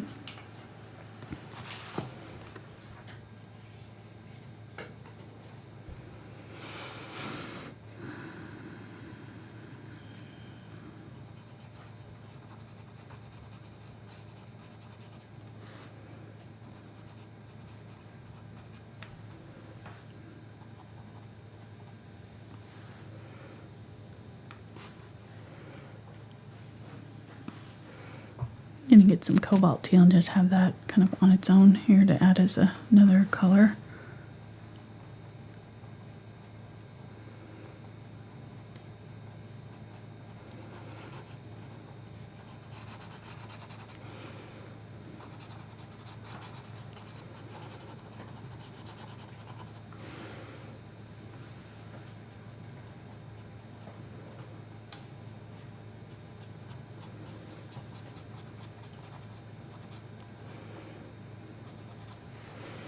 Some of the shadow color here. What size blender are you using there? 1/4 inch. 1/4 inch blender. Yes. And then there's some of this purple color coming off of the mountain right here. Shadow. In the water. Right there.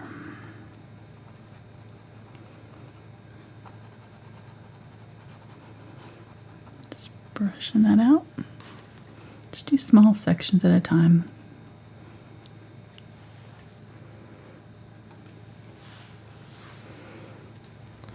What is a good substitute for zinc white? Titanium white with some glazing medium will work.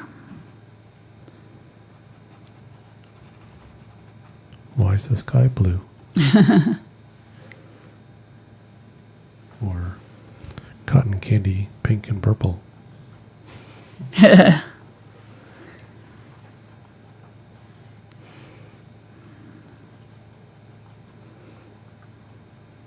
a little bit of a roll with the color there. Just a little bit of a curve to it.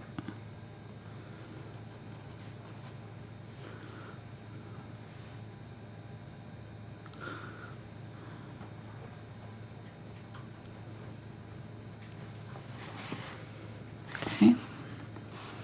Then right here by these rocks, it's very green, so I'm going to get that green color. Do that down here.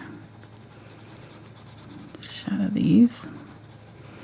And I'm going to get some of the purple, pink, add it to the green, and use it in the water too. Just a little bit. Again, kind of reflecting that dark color from our rocks into the water.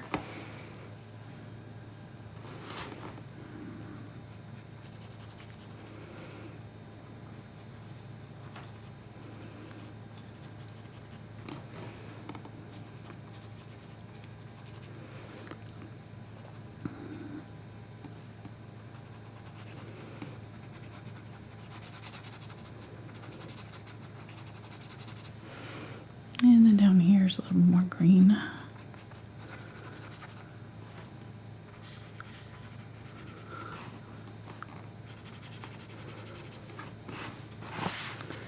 Kind of rolls off this way.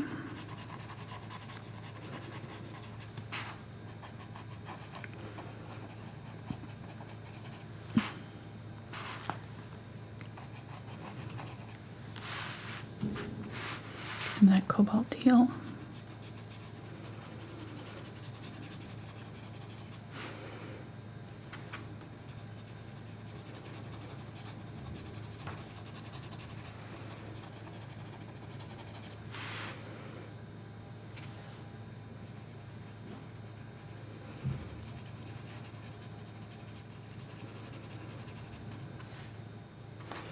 A little bit of the purple. You may have to wait and do this in several steps. May not go on very well for you in the first layer. I know we've got several layers of paint here going on, but yeah, it's working out all right, I think. Get some of this green. This was just that phthalo green plus cobalt teal here, and then adding a little bit of the magenta to it to do the shadow areas here. What is that? No, it's not. It's like a truck outside or something. Mm-hmm.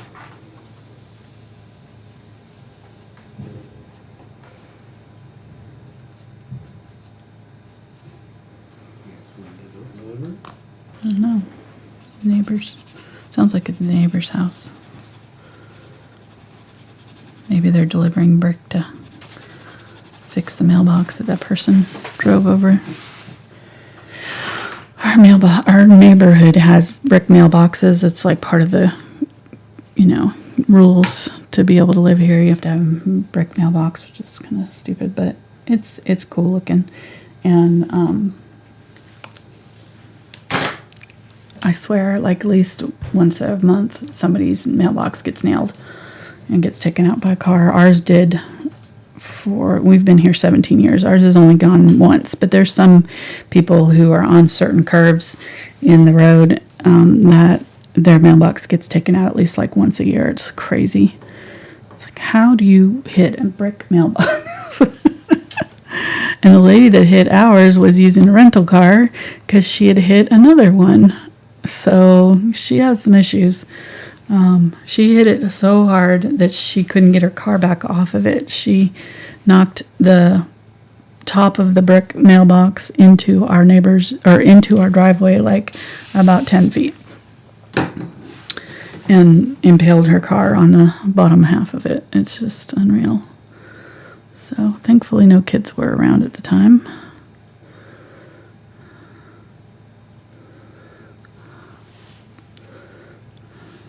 So our neighbor across the street had their mailbox hit a couple weeks ago, and the car flipped over.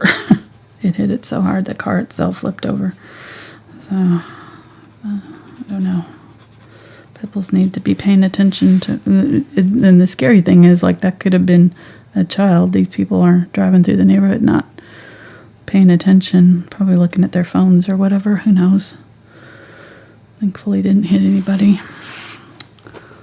But it's just like it's like a joke in our neighborhood because nobody can keep their mailboxes from getting hit. It just doesn't matter.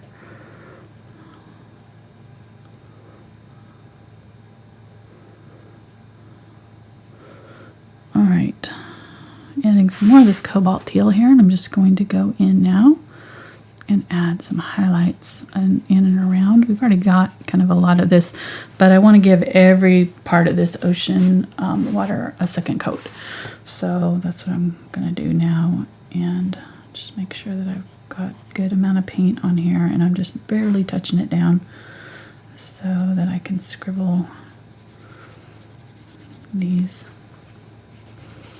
areas. And there's certain areas like right in here where there's a lot of the highlights, so it's almost all light color.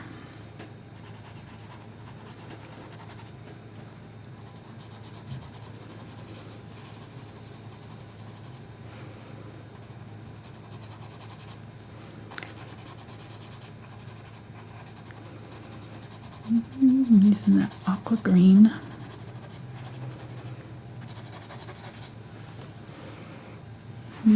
Up here, this is all kind of white-ish, so adding a lot of white to it. Still tinted a little bit green, but it's more almost pure white here.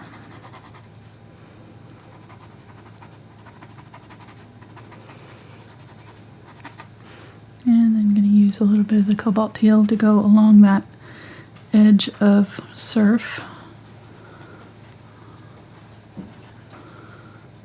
Give it a shadow.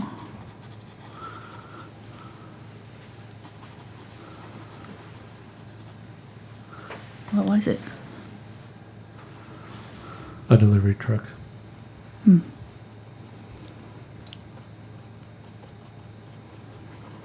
was telling them about our mailbox getting hit. Yeah.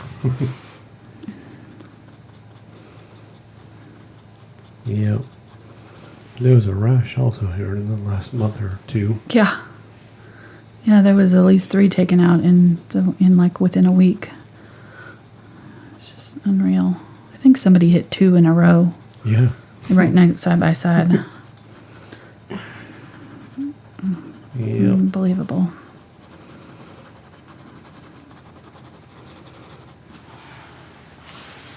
Fortunately, his mailboxes are not people. That's what I was saying. Yeah, exactly. Exactly. People may want to not look at their phones and stuff while they're driving. That's, I don't know. Just a tip. Food for thought.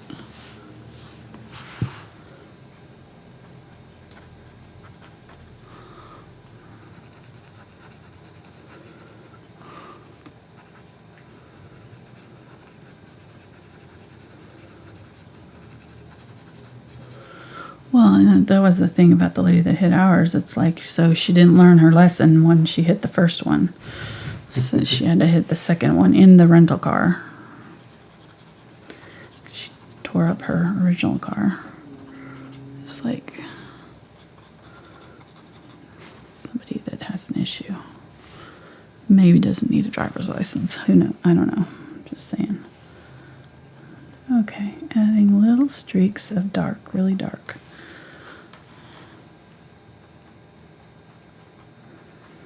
Like really dark little bits of shadow in the water.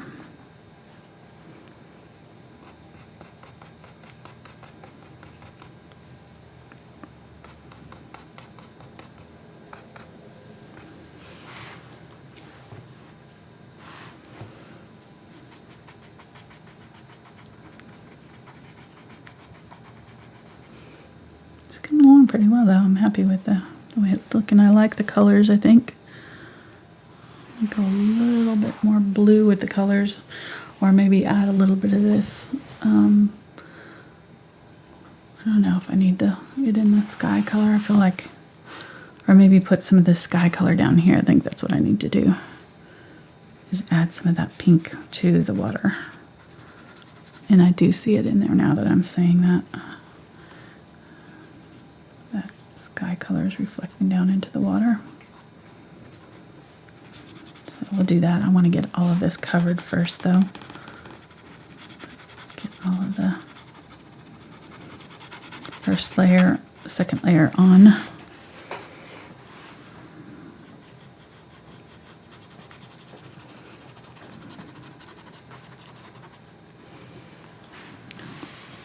Yep, definitely seeing some of the sky colors in that water, so that will add a lot, I think, to it. So right now it looks okay, but it's not got the richness that we're wanting. So I want it to have a lot of things going on. So as I get closer here, I can go a little bit more vibrant with my colors. Maybe add a little bit of yellow to my green here.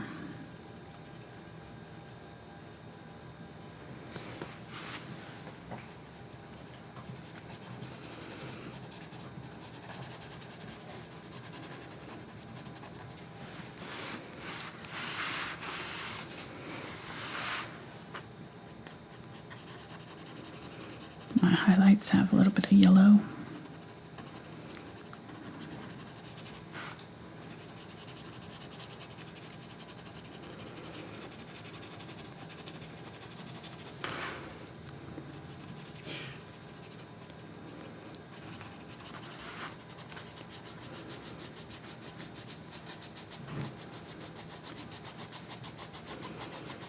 Get some of this yellow back in here.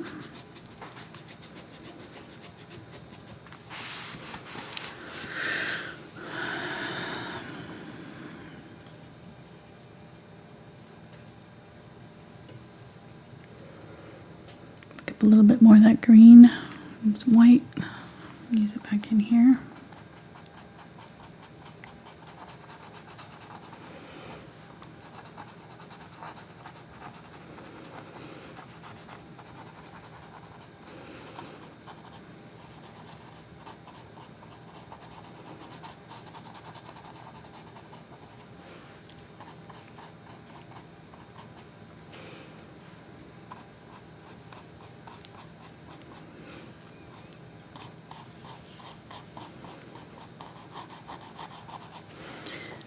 Get some white here.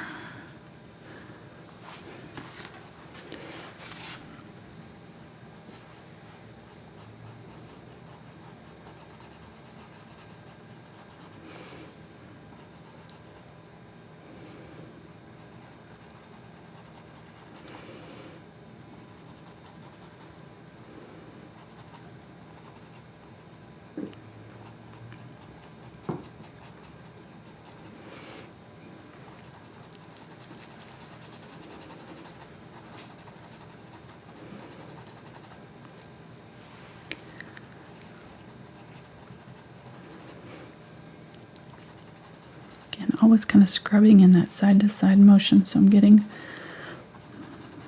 those layers of the waves overlapping each other. Zigzag motion.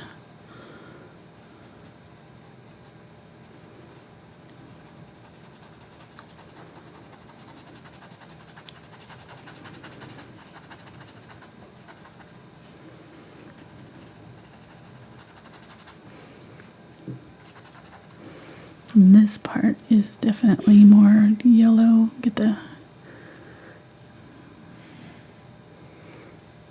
yellow oxide in my white here.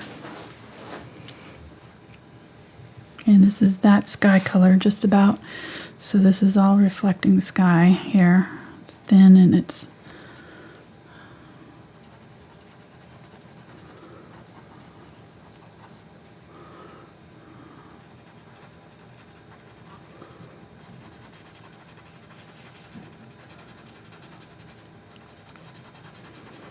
and we'll add more of that dark back in right here.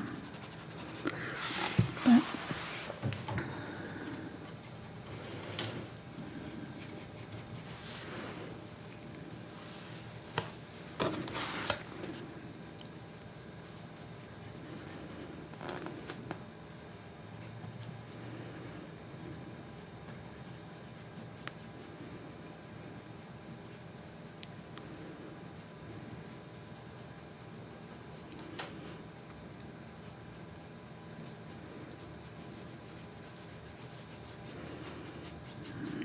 Blend those on in.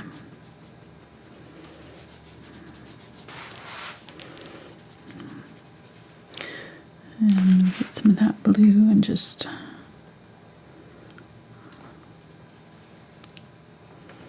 work the blue in and around these rocks here.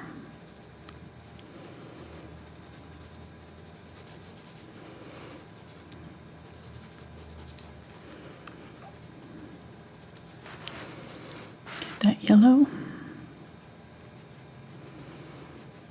Add it to some of my waves here.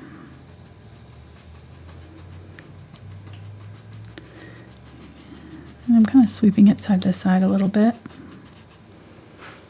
Again, side to side.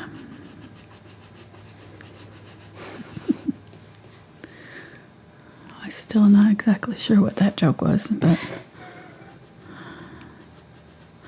I'm trying. It's not worth the effort. Okay. On a scale of 1 to 10, it was about a 3, maybe 4. Okay. In the joke department? Yeah. Okay. Well, good. Then I didn't miss it.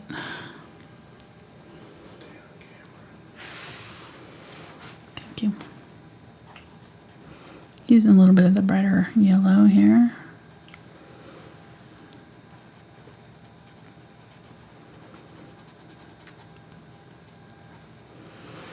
And then these down here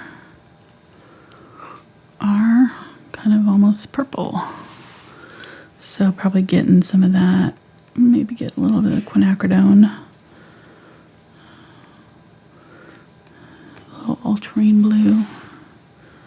And these down here are going to have some purple in them.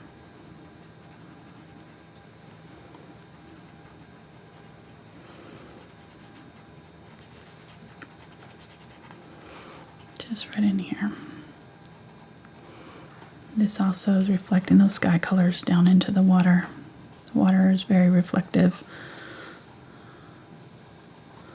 So any of the other colors that are near it are going to show up in it. So all of this pink from our sky is going to be down here in our water too.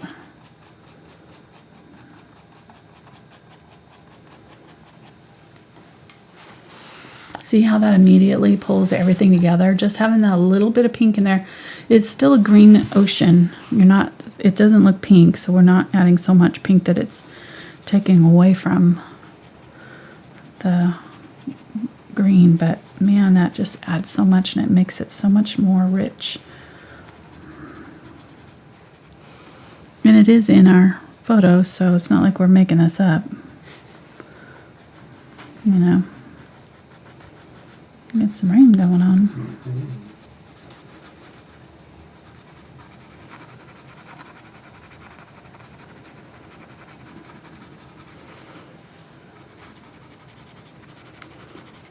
So just doing some zigzaggy lines here. Adding some surf. Let's use this purpley color in our surf right in here. And if I just kind of scratch it on the surface there, I can get kind of that sudsy look of the ocean. Waves go around our rocks here. Lovely.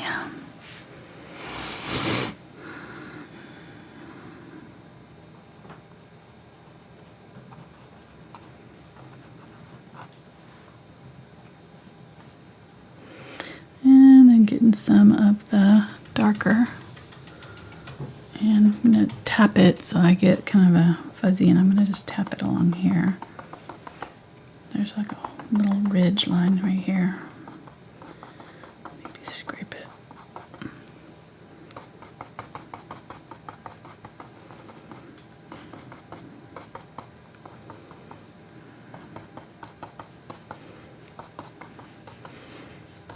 And then a little bit in here, comes back.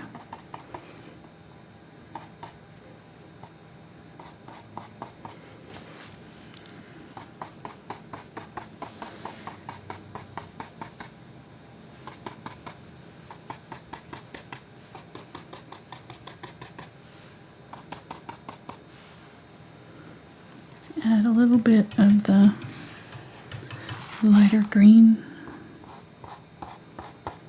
over the top of that dark area right there, just little bits, not a lot.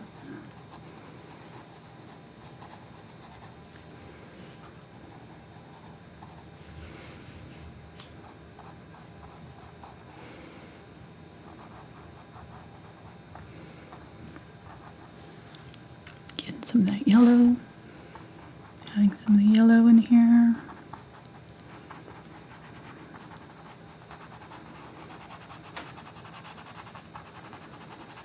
And getting that cobalt teal, adding pretty bright areas of cobalt teal right in and around this area.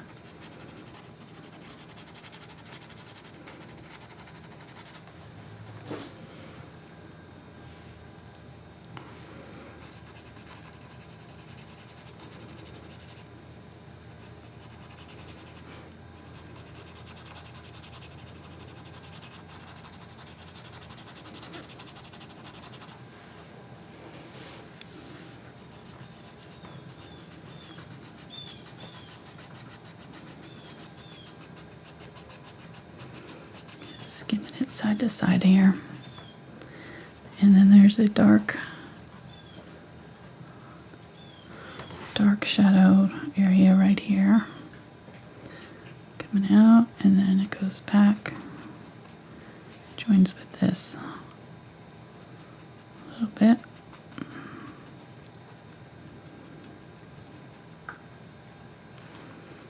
And then there's the shadow from these rocks too, right in here.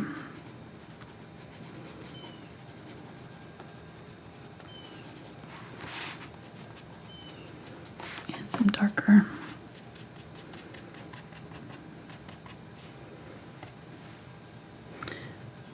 lines of surf right in here.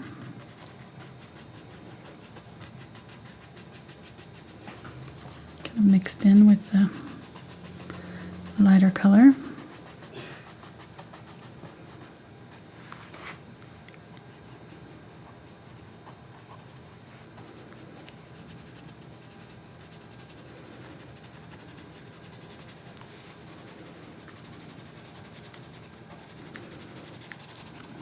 This down there wasn't covered yet. Okay, then getting that white, mixing that in, using that white with the cobalt teal in my brush.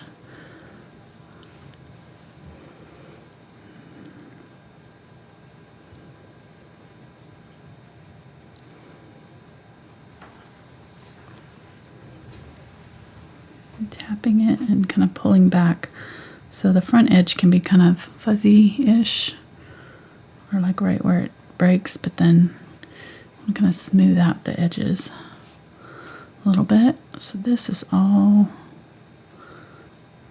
right in here.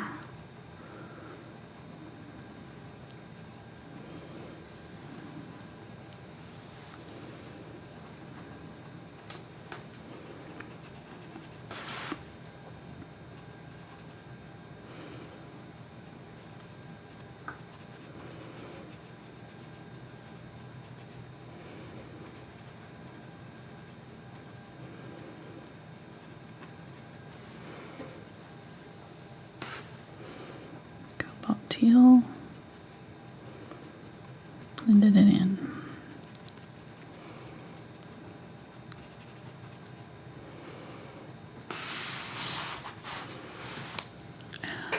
You know what that is? I don't know what that is. Oh, that's not there. This is the line here.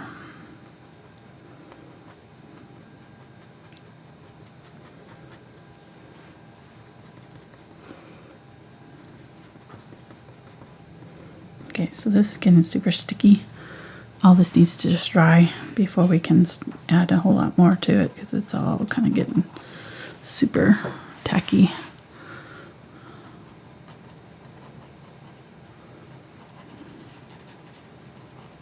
But we're getting close to where we want to be on here. Let me get some purple. A little bit of that blue. And I'm going to put in my dark on my beach here. There's a shadow right there.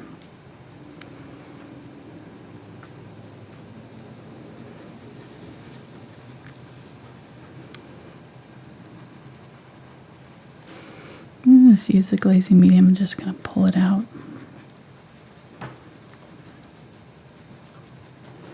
And then we'll paint over it. We just needed that dark shadow in our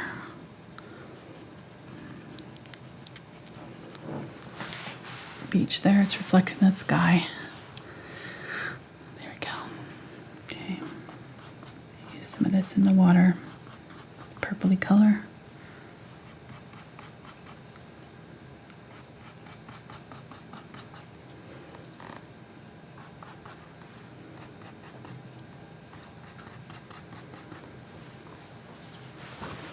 All right, let's let that set.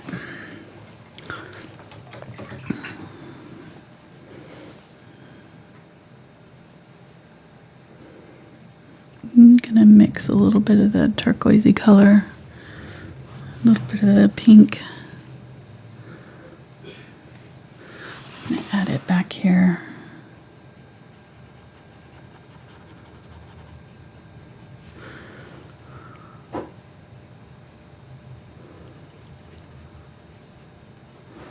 A little bit more of the violet tones in it, just give these mountains some highlights. There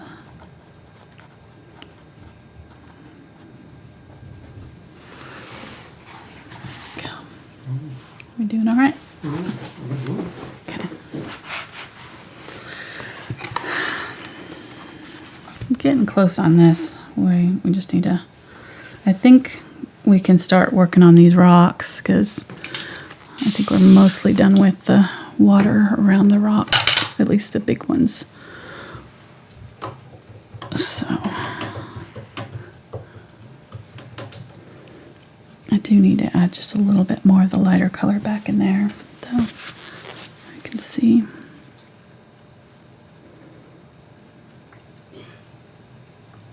Maybe a little bit of the zinc white, my titanium white. And I'm just going to, just add a little bit of it. Kind of scraping it side to side here. Just adding some highlights back there in that water.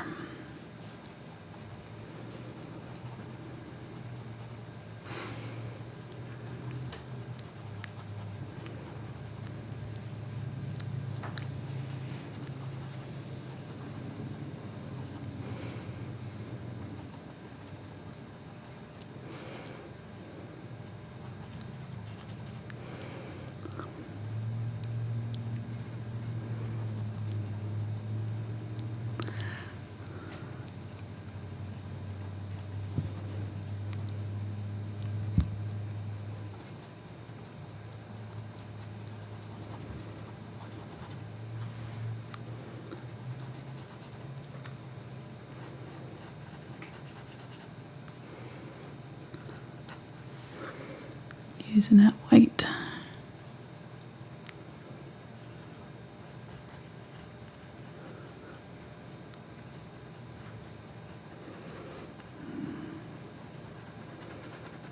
Go over the top of this and just push it back a little bit.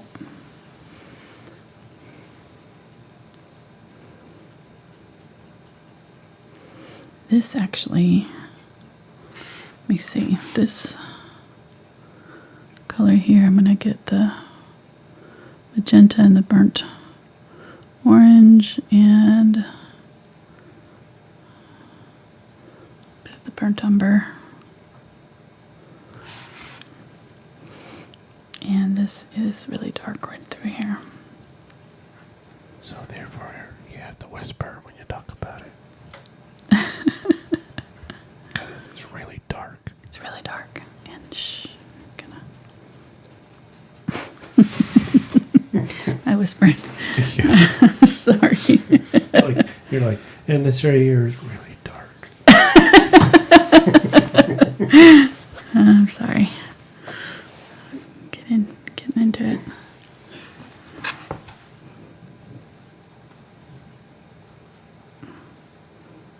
It's an involuntary thing.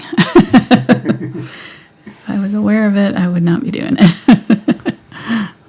It's when the art part of our brain takes over Exactly. or speaking part of our brain. Yes. That's exactly what it is. It's the art whisperer in me. That's true. You called me paint whisperer. Paint right? whisperer.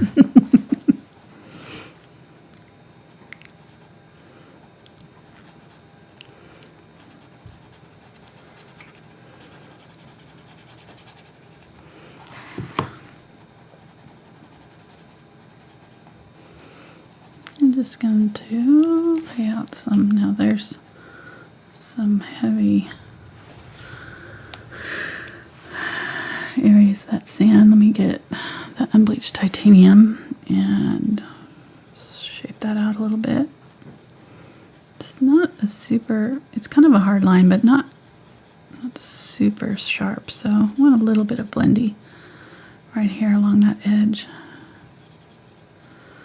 And using the quinacridone orange, burnt umber, and the unbleached titanium to give them a little bit more of a pink tone than maybe is in our picture, but it goes along with kind of our whole theme of changing the colors a little bit more rosy, so it works.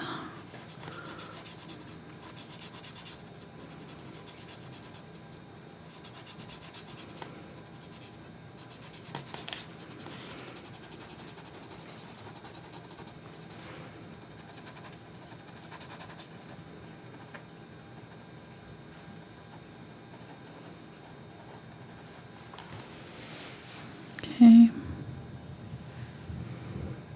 really dark.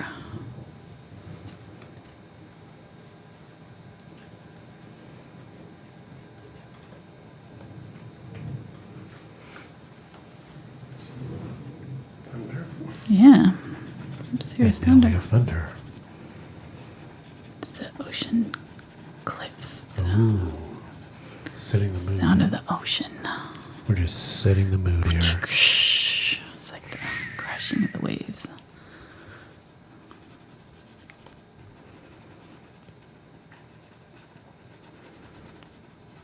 Okay, using some of this sand color up here in our rocks. And we will definitely let that set and stew and darken up. And pretty happy with that color.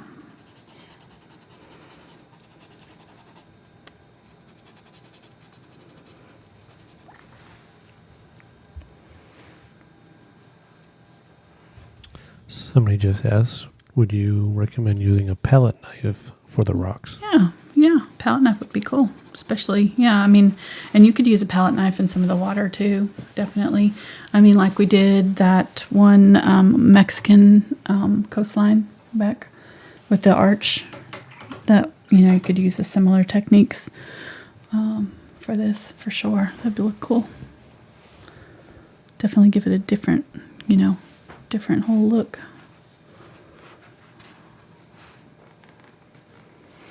I contemplated doing it, honestly. This is such a small area. You'd have to use a bigger canvas, I think, for it to work, because it's just a very tight little spot. There's just so many little areas here. It'd be hard to get the palette knife to work. So if you're going to do it, I would definitely go up, move up your canvas size quite a bit.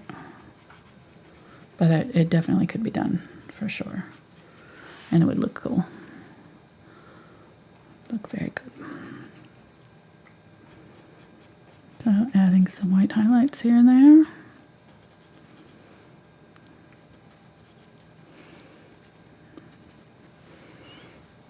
Getting some of that phthalo blue and cobalt Cobalt Teal.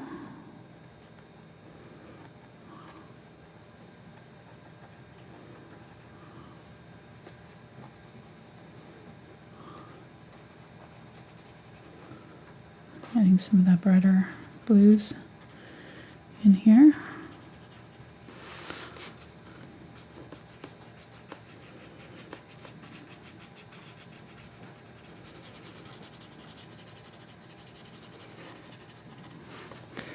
And then using a little bit of the yellow with the white, adding some of that in here.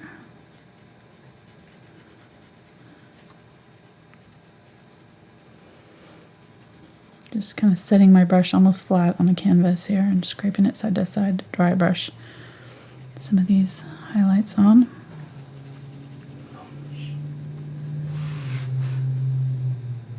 There goes the truck. Mark's still looking. He hasn't given up his truck idea. Which I have a feeling that means we're going to end up with one eventually.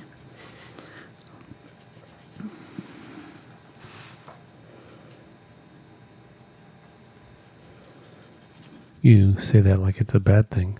No, it's just So tell us how you really feel. living in Arkansas has rubbed off on you. We've had trucks when I was growing up. Did you? That's true. Your dad had a truck. I just haven't had a truck because I drive 150 miles a day. And it's not very economical. Not practical. Yeah. Okay.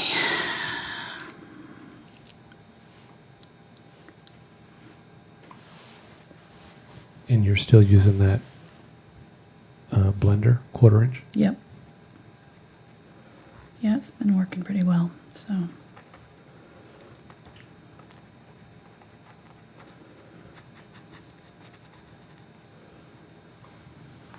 Okay. Oh, I like it. I love all these colors in the water. It's really pretty. Really pretty. So I think these cliffs are pretty much done back here. Pretty happy with those. And these ones are close. So but they need, they need help because they've been kind of covered up quite a bit. Let's mix up some of our dark mountain color there. Again, the burnt umber, the purple, and the Quinacridone Magenta. That's our shadow color. It's a fuchsia plus brown, basically. It's our fuchsia color plus brown, just to make it a little bit more earthy, not so in-your-face fuchsia. And we're going to use it. I'm going to use this number 4 round and add it over the top of some of our water there.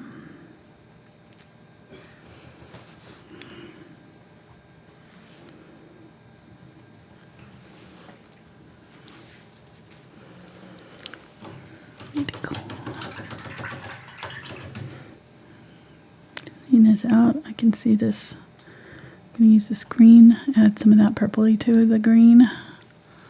There's some green right here. This is green. It's like a little cliff thing. And so let's use this green for the tops of our mountains too. There's all this green up here. It's got fuchsia in it, so it's not quite perfectly green.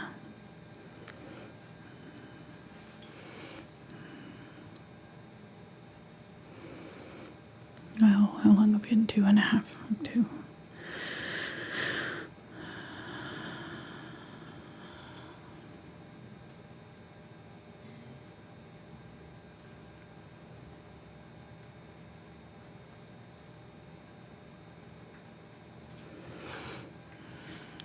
Okay. Let's use this dark purple.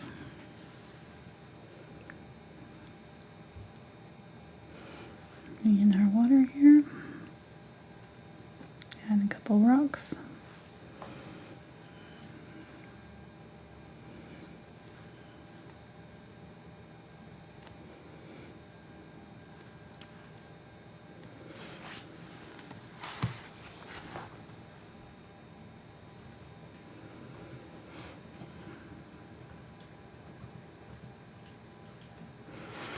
When when you have a moment, can you show the blender brush by itself?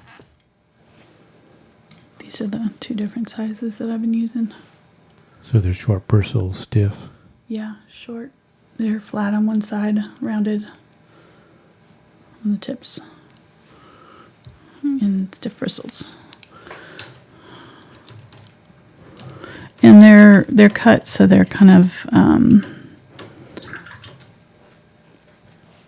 tapered on the sides too, just slightly. So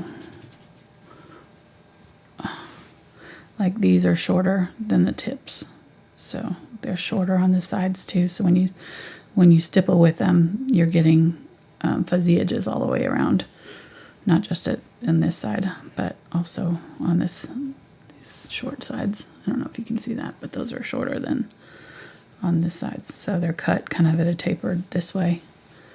The sides are cut in. All right. So got this color. Let's add some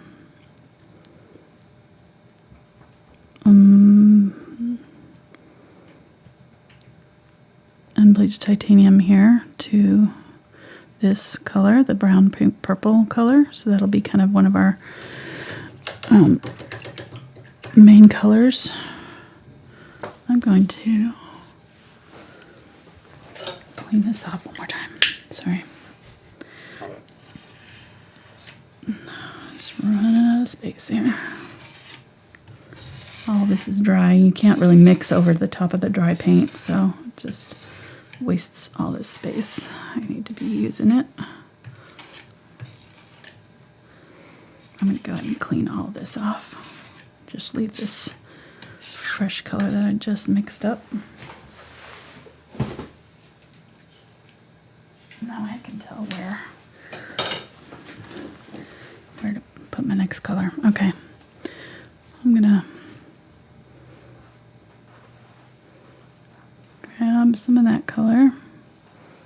Pretty good amount of it, and pretty good amount of that unbleached titanium. We'll just mix them together.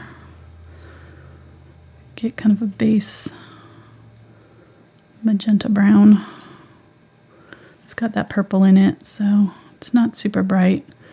Let's go ahead and make a brighter version though, because we're going to want pops of that bright color just in a few places. So I'm going to have some of that, and then we can mix those together as we work, so I can get this kind of middle value purpley pink color. Maybe add a little bit more of the pink, more of that magenta tone to it. Okay, and then I'm going to add the magenta over here with my gold, my quinacridone gold. Ooh, that's pretty. Get kind of a reddish rock color. This is actually pretty close to the quinacridone burnt orange here. So, and then let's get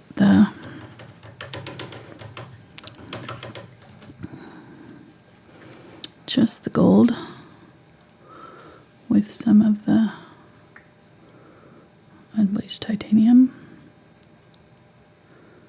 We'll have this really pretty orangey color we can use. I might even add a little bit of the cadmium red, so we've got kind of a reddish tone.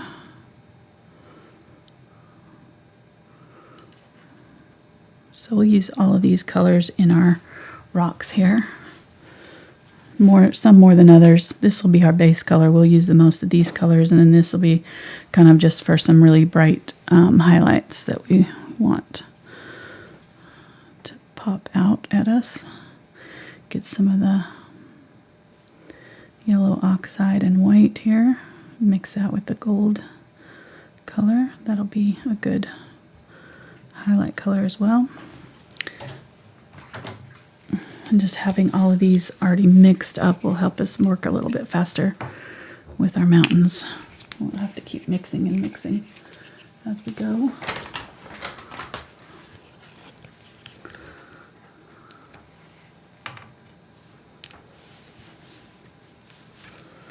And I'm probably gonna use a little bitty one in some areas. So we'll go ahead and use this kind of 1/4 inch Willow's blender here. I'm gonna spray all this so when you spread the paint out, it dries faster. So some of these areas that are really thinned out are gonna dry pretty quick. So I want to keep them moist. And I do want a little bit of a bluish color too. So I'm going to add a little bit of blue to this color over here and have like a blue that we can mix in with this purple. Okay.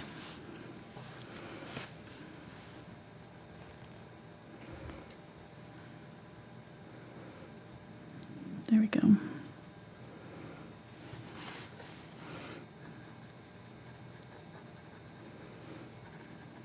Which is kind of the color that we have originally here, but there's kind of there's a line through some of these that kind of has a little bit of a blue tint to it. So I want to add this color in for those. And I'm working from far back to front. That way I don't have to worry about covering over anything I've already painted. I'm going to mix up some of the yellow and purple and use it back in here.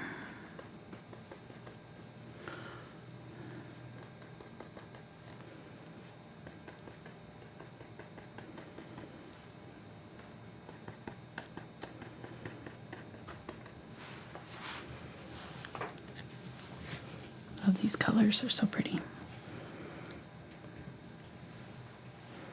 Get some of this yellow and purple right here. Whoop. Maybe a little too much. Take that off. Try that again.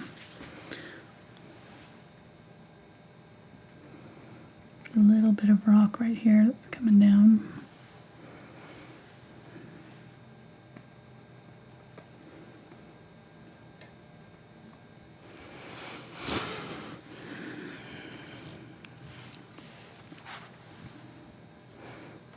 That really dark color and put it right at the bottom.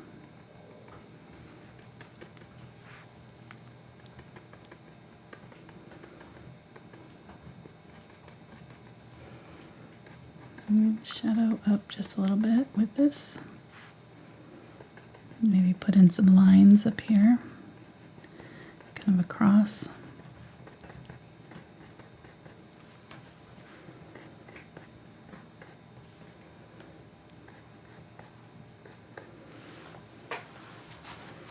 Okay. I'm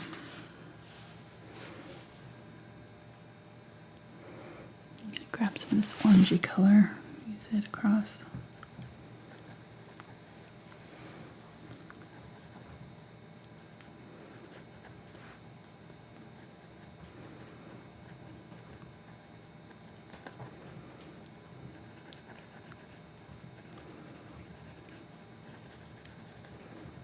Blend in the top there where that, ooh, that just took that paint right off there. That's weird.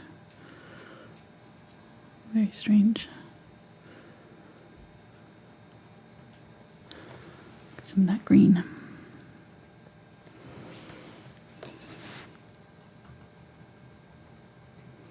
Gonna have to put it on thick to get it to stick.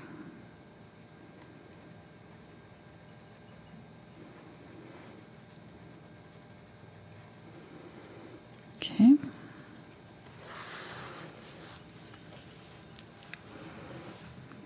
Use this purpley color. Maybe a little bit of the red. Pretty dark. Straight across. And then I'm going to use it to just kind of scratch in some lines across our rocks. And then our shadow area here.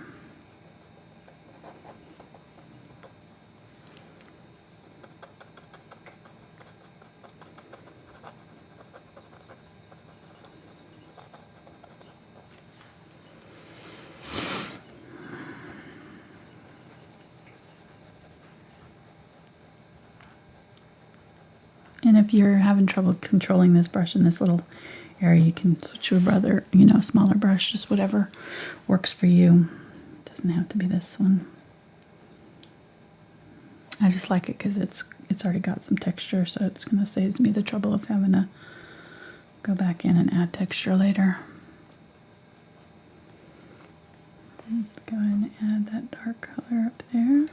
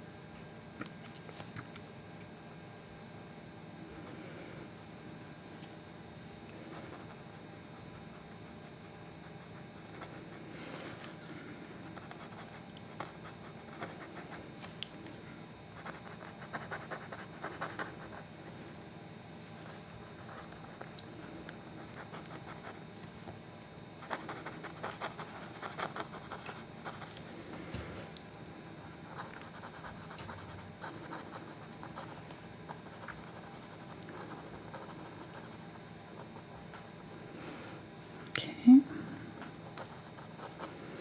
All these rocks have this dark down below. I guess it's just where the water's darkened the rocks up.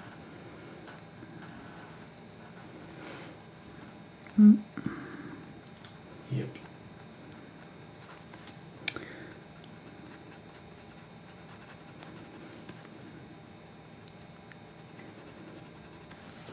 And so let's get some of this kind of gold color, mix it with that. Use it up here.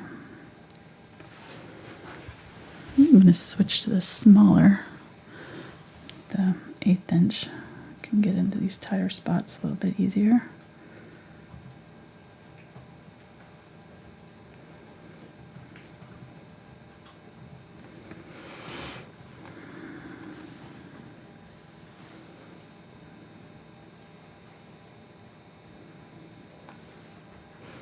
Oh, dark. There's two little areas of darkness kind of come across. This one. And then we'll put some of the highlight color.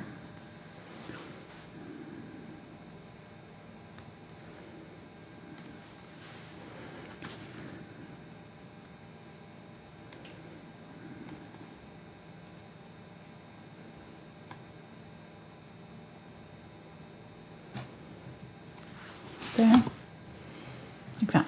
Okay, and then there's some little bits of dark down in the water right in here.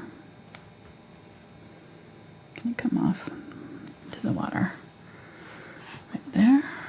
And same thing here. There's some that comes out this way from this one, kind of in front. I'm not sure if that's just shadows, but whatever it is, it's in there. Let's get some of this purple, put it on here, and right in here, and right in here.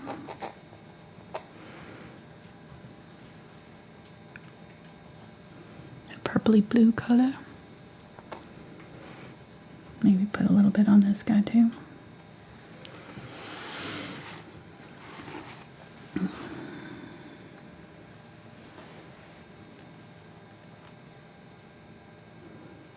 If you don't like these colors, you can always just do them in browns and yellows, just your traditional colors. You don't have to do them these pinks and stuff like I'm doing.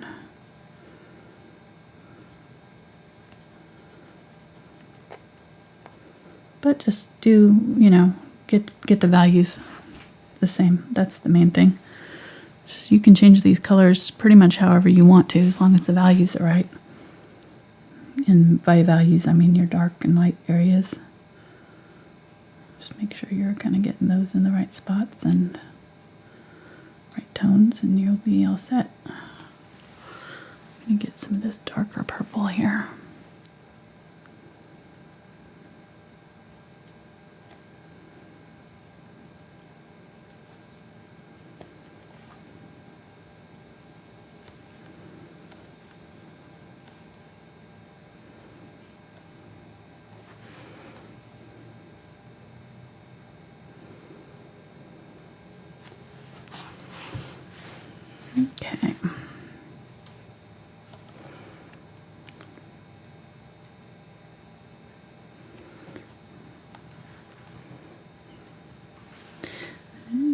lighter color.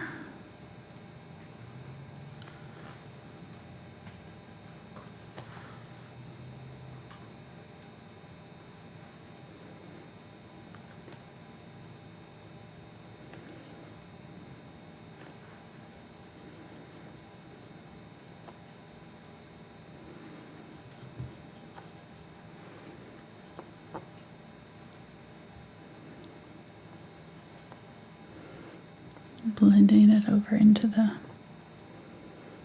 purple there. We can get some of that kind of medium value colors and help that transition with those. Transition between these dark areas and lighter.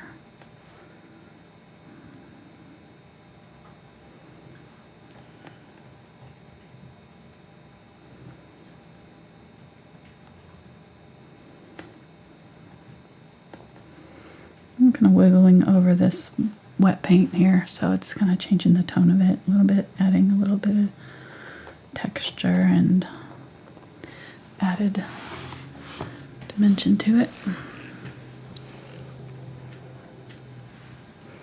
Pretty happy with that. I'm going to add a little bit more of the brighter yellow on this guy. You can see how that gold just really sets off the other colors. It's just a really good, it's that triad color scheme. When you know, you can kind of paint with more confidence, I think, when you have a color scheme in mind like that, especially when you're changing the colors in this way that we are. It just helps to know kind of where, you know, what colors to shoot for. Because otherwise we could go in here and just kind of, I don't know, maybe floundering around, maybe use a really bright yellow or just something that doesn't quite work. Might be a little off. But by going in knowing sort of where our color scheme's going to happen, especially when you're changing it up like we did, it's really important to have kind of a palette in mind,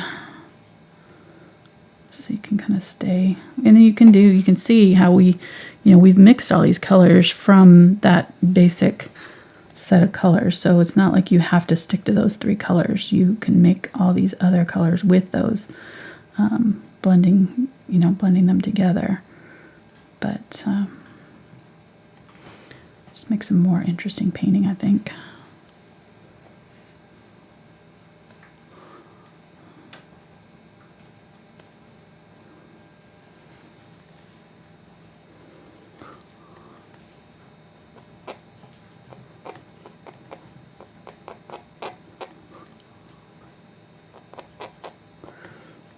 These lines go all the way across here, so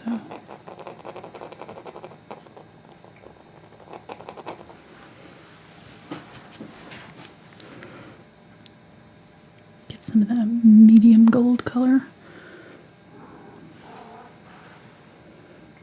Okay, so we're trying to get your attention. Mm-hmm.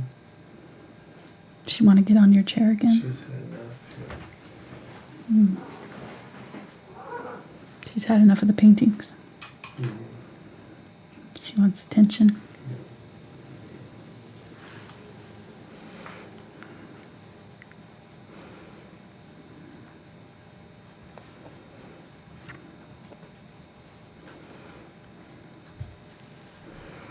Let's get some of this mauve tone. Kind of medium. Use that down here.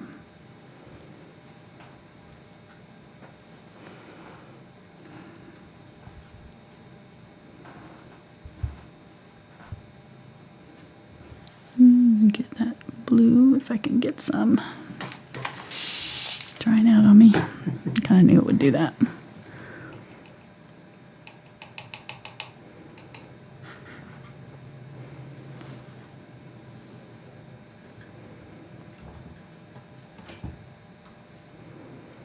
Ultramarine blue and some of that magenta here with some white. Got to get that gold out of there because it's turning it kind of dull. What you doing, Cashmere?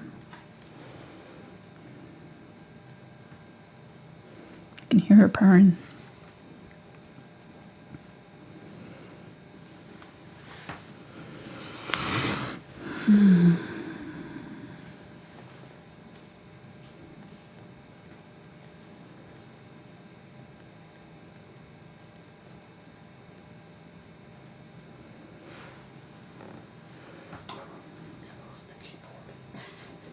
She typing for you?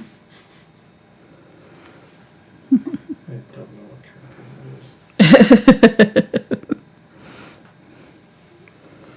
is. She's trying to type the cat emoji. I have no idea. No, I can't even read it off by me. There it goes. She had typed it so many times it took that's forever to delete. She just stood on it and it just went on and on and on. Yeah. It's awesome. Okay, using some white here. Just gonna create a pink. Just using all these different colors here. Really have fun with it.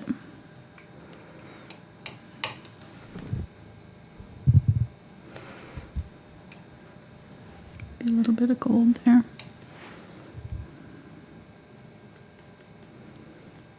And just when I'm putting this on here, I'm just kind of trying to let it skip a little bit. Again, just letting it skim so I'm getting kind of some texture.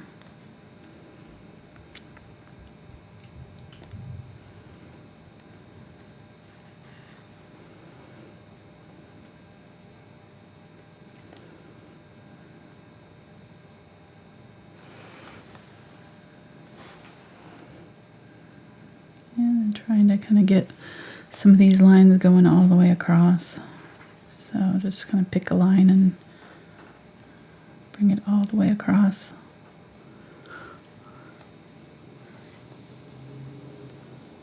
There.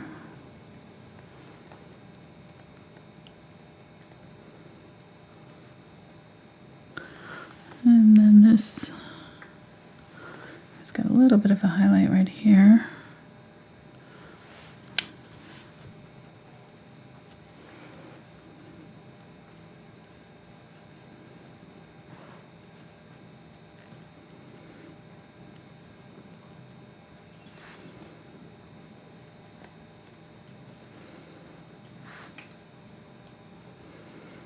Right there, and then there's that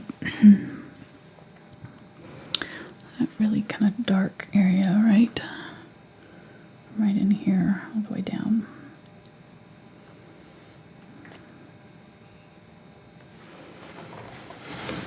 Okay.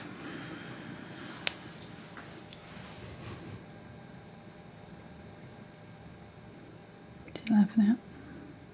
You're whispering. Me? Yeah. Sorry.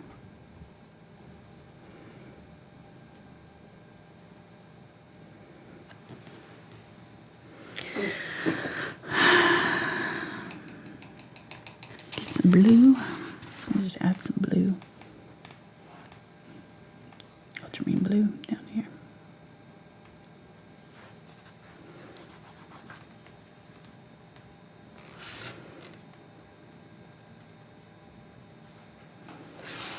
Okay. Oh, it's so pretty. Love it. Love these colors. I'm glad I changed the colors.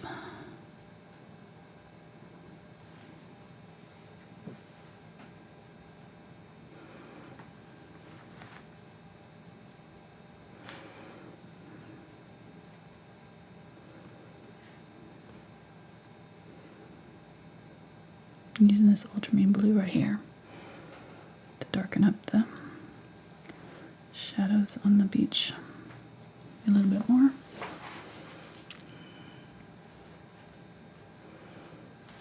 I think there's some rocks right there.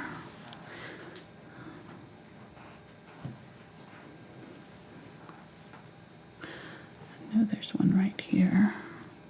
There's all kinds of rocks all in here. Let's use this purple color.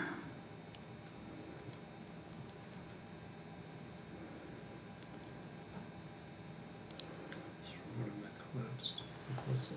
What? That is one of the collapsed apostles. Fill over. That makes sense. I wonder if this one is down in the water here. It looks like there's something right here. Might have fallen down this way.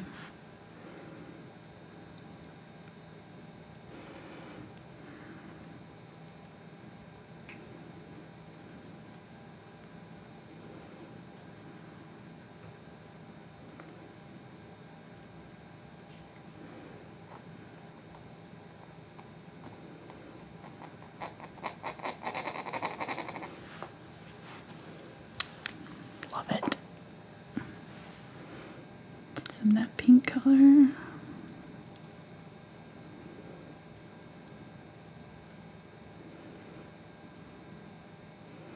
And just because fuchsias are, main color doesn't mean we have to use it in its brightest form. This is still that fuchsia base. We've just added a little bit of brown to it. So you don't have to do the colors in their most vibrant forms to still, get this on the color wheel, Doesn't mean that you have to use the most vivid form of that color. That makes sense. So that's what we're doing here. We're using that violet or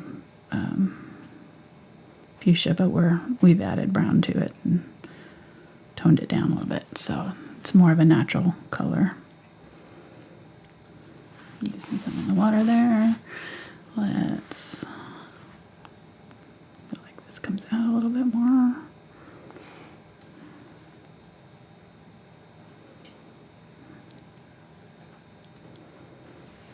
Use some of the Ultramarine Blue here on it.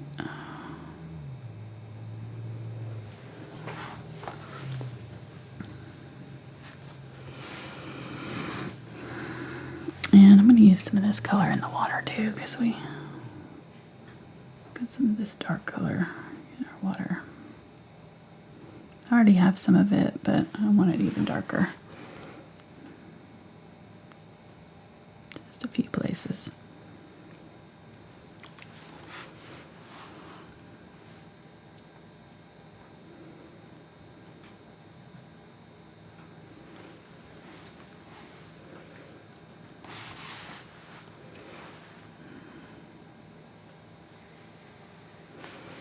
I did way too much right there.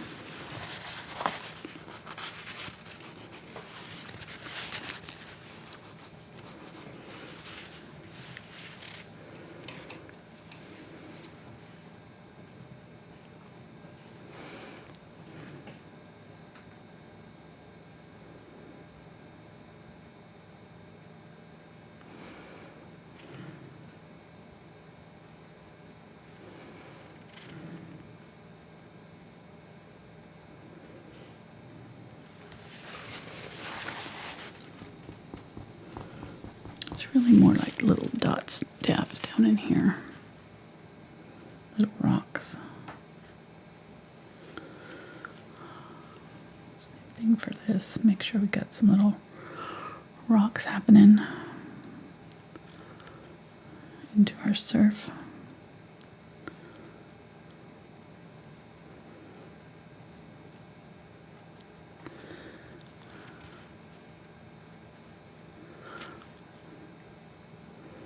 Skipping around a little bit here. Need to go back to these rocks in the front, but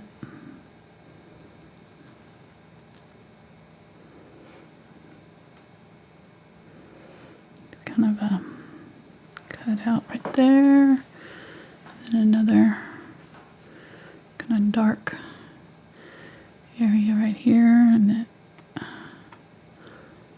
kind of joins up right here.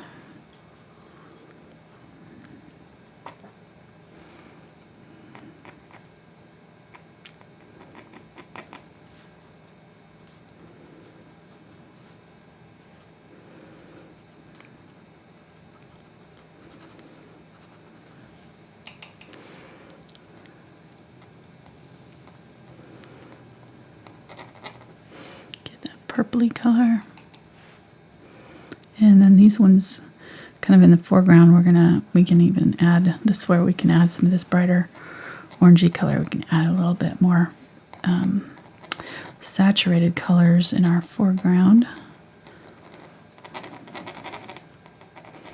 That's what happens in nature. They kind of desaturate as they go away from us and get brighter, more saturated as they get closer. I'm gonna use some of this gold up here on this guy.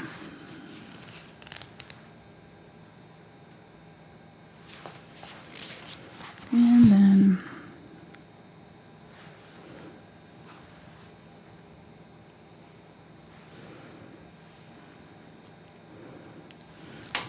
spray all this again. All right, going on 3 hours. Jeez, I can't do it. I just can't simplify it. I can't. It's impossible for me. I tried, hun. I'm sorry. He knew. Just think of how many games I could have lost by now. Seriously, come on. It's okay. Mark is so nice to spend his weekends with us. He works all week and then hangs out with us on Saturdays and Tuesday nights. I appreciate it. I couldn't do this without you, hun. I like hanging out with you. Yeah. I I've mean, been talking much today. it'd be kind of weird if you were in here and I was out there. It's better to be in here anyways. Yeah. Good.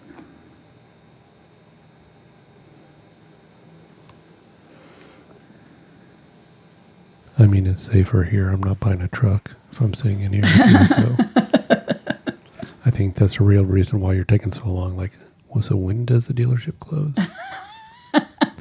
Oh man, I just can't simplify Another this. Saturday that we just spent all day on this painting. I can't believe I turned this 1 hour painting into 4 hours. Jeez, again. What are the odds? 2 weeks in a row. Oh, so weird. Oh, here comes Cashmere. Oh, baby girl, what you doing? Hi. Yeah, I love you too. Just you're like, I'm gonna put a stop to this. She's my accomplice. Yeah, she is. She's like, I'm shutting it down.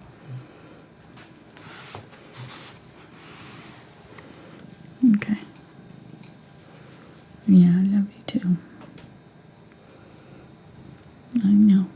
No, you can't. That one's got paint on it. You don't want to touch that. Okay, I'll rub against the one with paint on it, Cashy.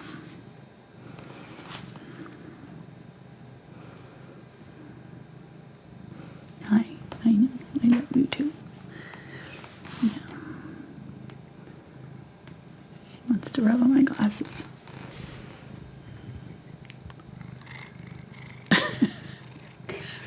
Oh, I know. She's so happy. She's getting to rub on my glasses. All right. There. Are we good? Are we better now? Okay. Okay. You need to rub on my head too. Okay. I know. I love you. I love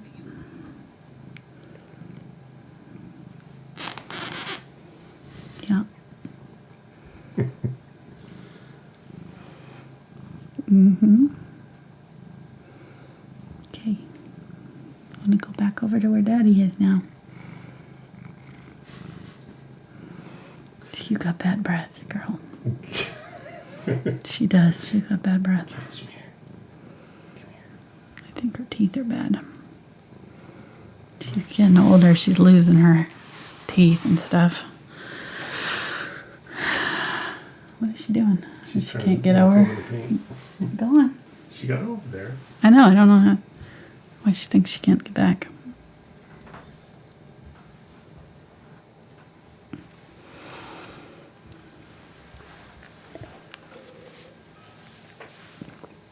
Water break. So, oh, she's coming. Oh, she's going to you. Okay, good. Stay over here. That's the mouse. Here's the mouse pad. Just as long as she feels like she's being in the way or being noticed, she's okay.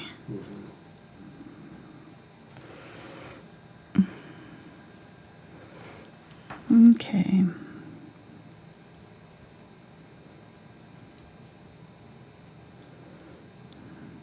Yeah, put in some of this kind of purpley. It's not super yellow. And really these aren't as yellow as I made them.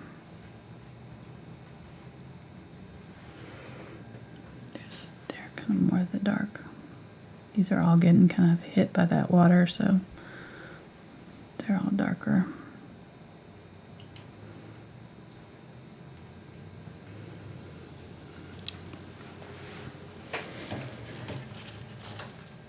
And then using that color, the dark shadow color in our water here.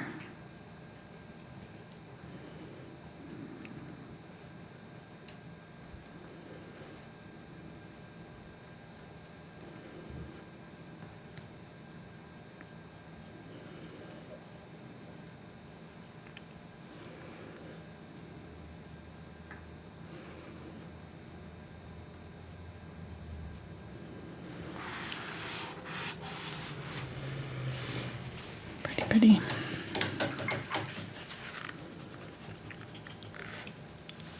Okay, and then I'm going to use the white and a little bit of the cobalt teal.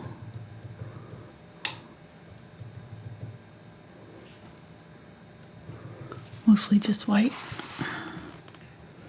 Splash it up against the backside of this rock here. And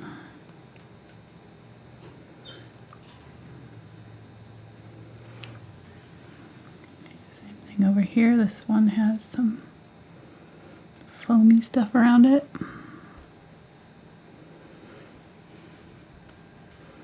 And if you need to, you can reinforce this area here. This has got not that thick.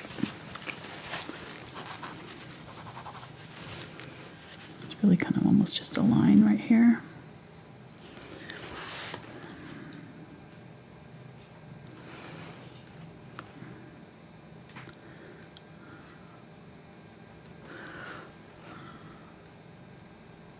So just in the dark shadow is underneath. So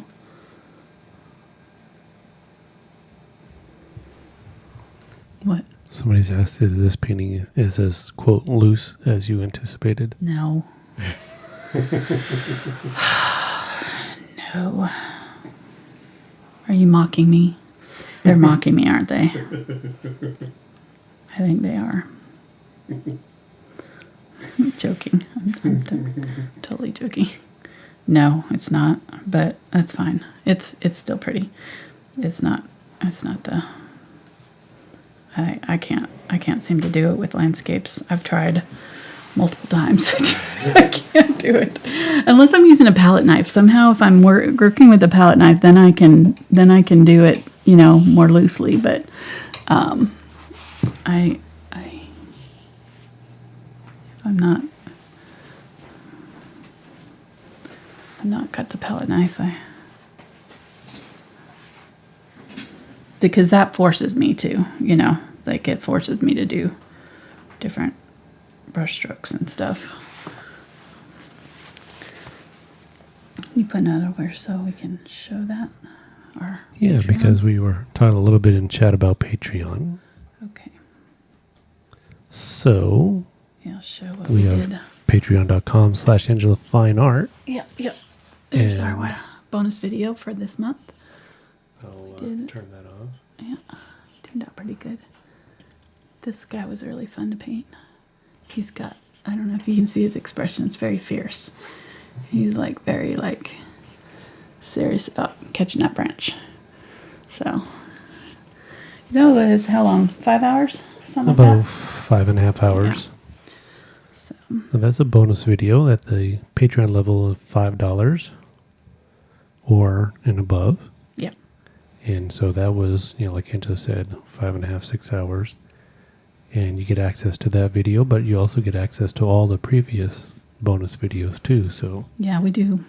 They're all pretty complicated paintings, more detailed, more stuff. yeah. So, And then there's a $2 level that's just traceables. So with the $2 levels, traceables.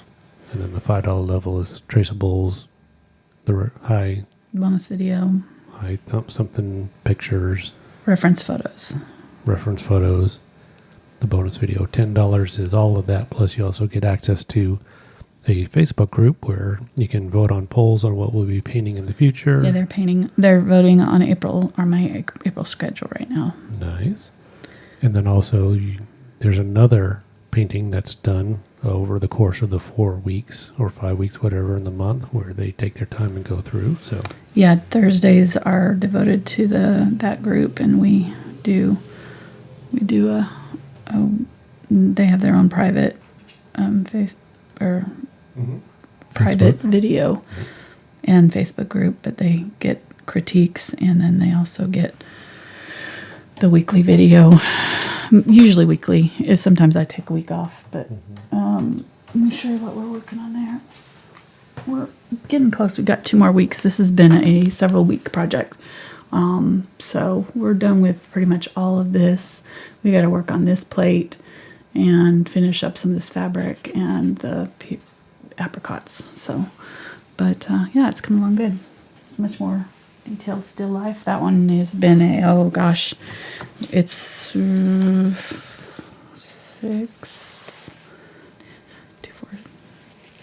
6, 7, 8, maybe 8, not quite 8 hours so far. So probably closer to 7 hours so far, and we got another probably 3 hours on it to go at least. So, but yeah, fun. Lots of fun. And thank you to the over 2,400 supporters right now on Patreon. It's incredible. It is incredible. Really, yep.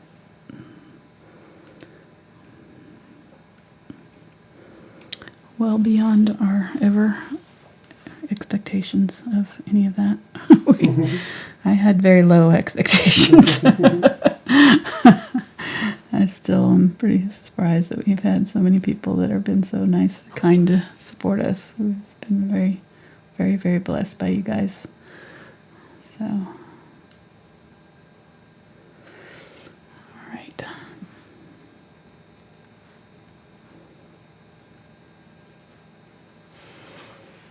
Bringing out some yellow here, just trying to kind of beefing up that a little bit. That may be too bright, but I felt like it needed a little bit brighter right there, and then just a little bit along the top there.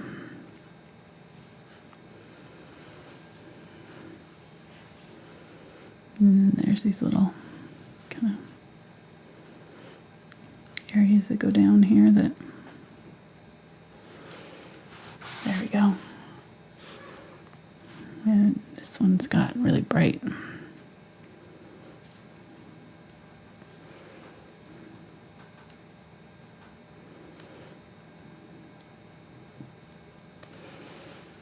All the way across.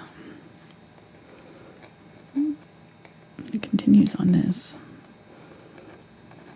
So these are all just kind of slices of the same pie, right? So, you're seeing the same patterns on all of these pretty much all the way down. Same rock, slices.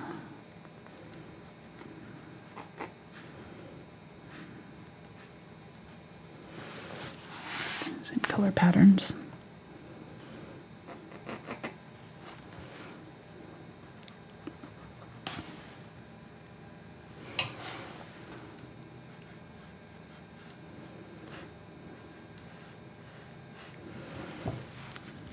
And then using that blue.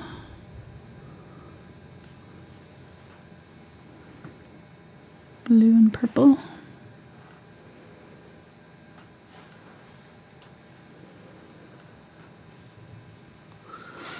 Right here.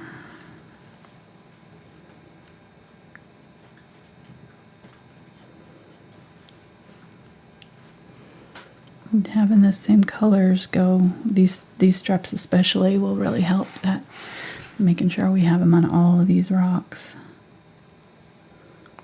Even the ones out in the water. All coming off the same. This one's probably too low to have that, but get the idea.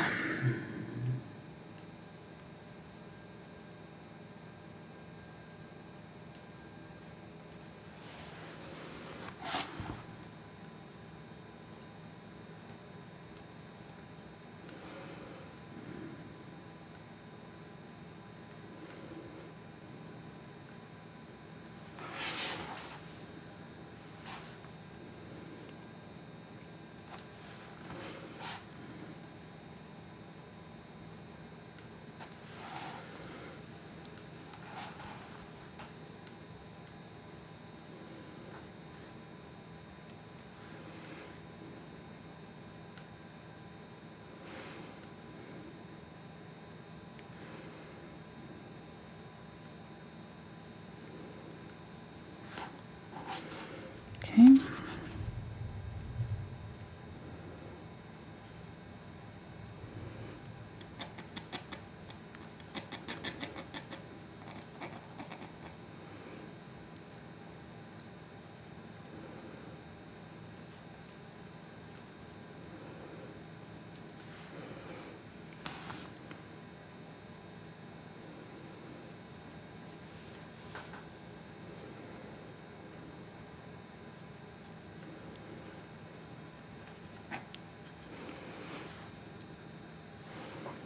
Get some of this brighter fuchsia color.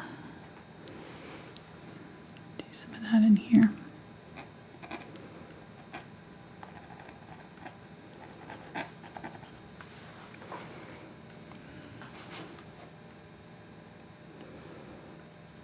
Ooh, that's bright. Well, we may decide we don't like it. We can try it and see. Maybe too much. Let's switch to the bigger brush here. Need some more magenta. Cashmere is literally laying all the way across where Mark is. Just trying to take up as much space as she can.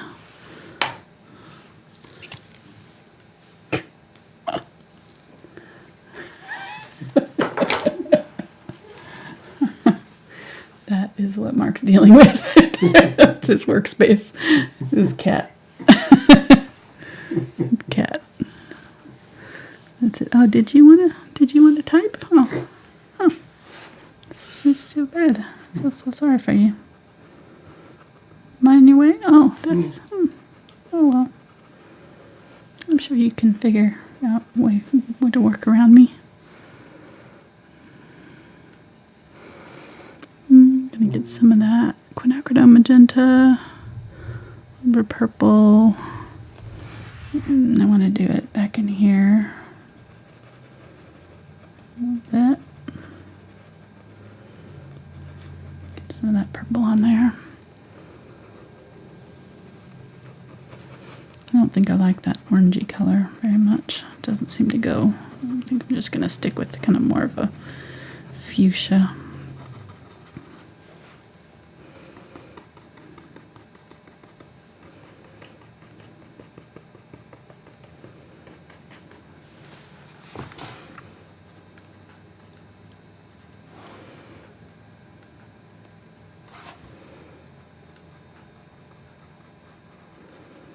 Back in with that kind of softer color there, and then add some of that gold.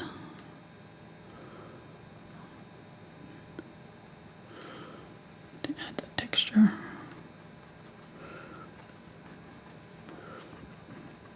And then we'll just do the gold right here instead of that red. I think that'll look good.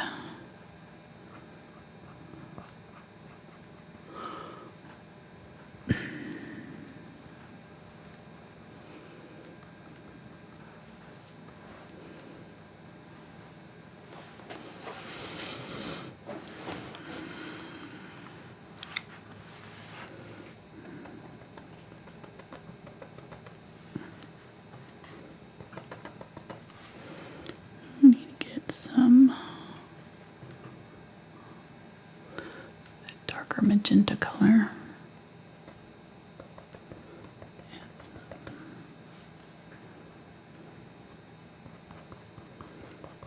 Add some lines across here.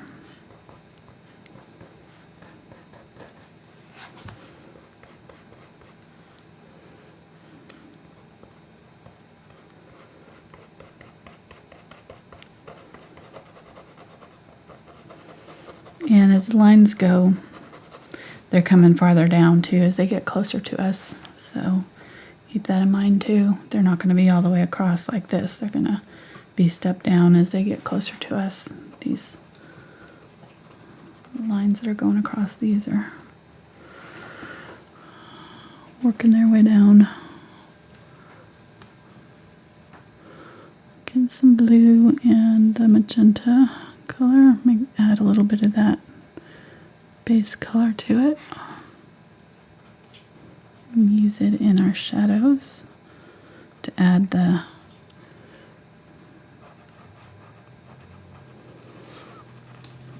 details in our shadow areas where we don't want it super dark, but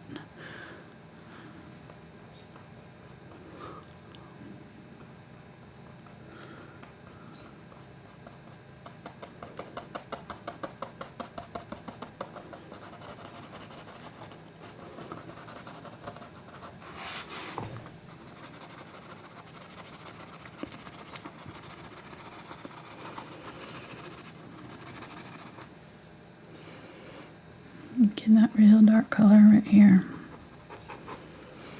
Scratching that into my foreground and then kind of pulling it up with it.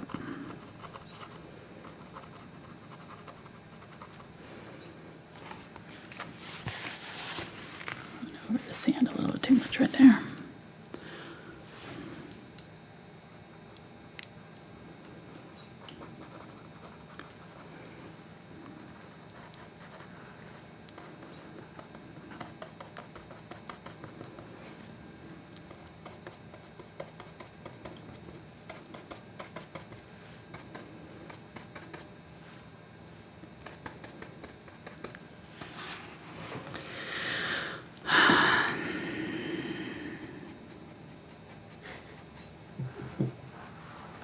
What?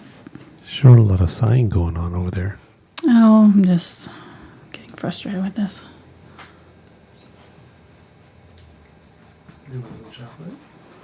Maybe. This is at the stage of this painting where if I was doing this on my own, I would just stop right now and I would come back to it because it's kind of, I'm over it right now. Like I want it to be done, so I need to slow down because this is where I can get sloppy if I'm not taking my time. You want to finish strong on it, you know. This is the most detailed part, so I want to, it's closest to us, really want to have the best detail, and I'm not happy with it yet, so it'll get there. Mm-hmm. It's just not there yet.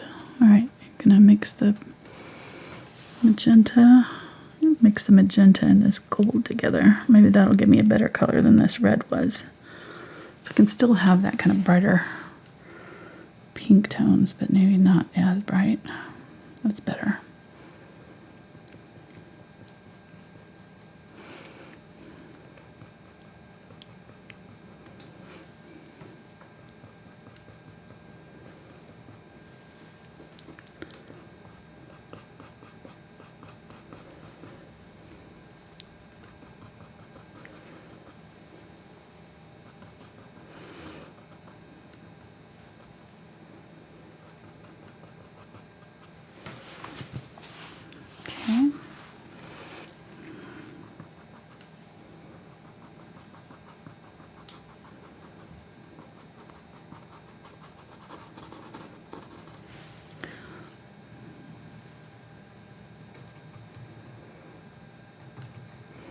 in some of that quinacridone with the darker color. Yeah, that's a good color. Okay, this is the color I needed. Right here. It's got a little bit of the gold in it, so it's kind of a more of a orangey toned fuchsia. It's a good middle ground color for us. And you can use some of this darker color on some rocks down in here.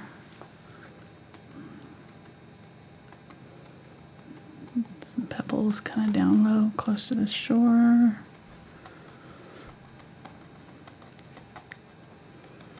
Just tapping and adding some texture to that sand there.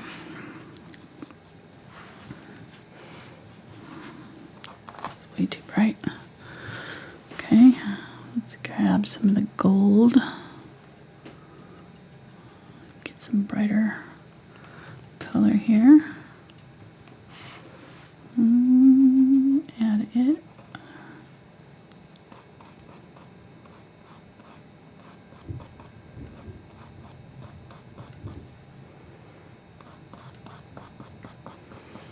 We've had all kinds of stuff happening during the show today. Rainstorms and deliveries and trucks and cats. All kinds of excitement.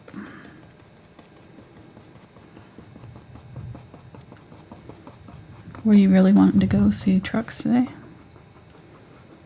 No, I'll buy this one. Okay.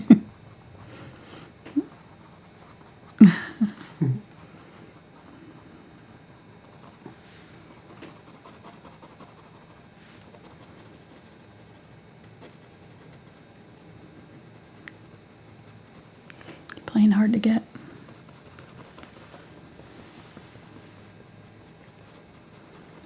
Yeah.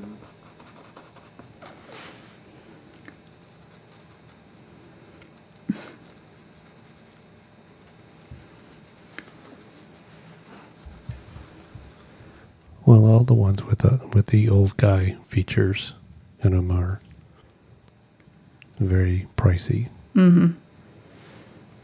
So All the ones with the what features? old man features. Which are? Heated seats, All right. things like that. Mm-hmm.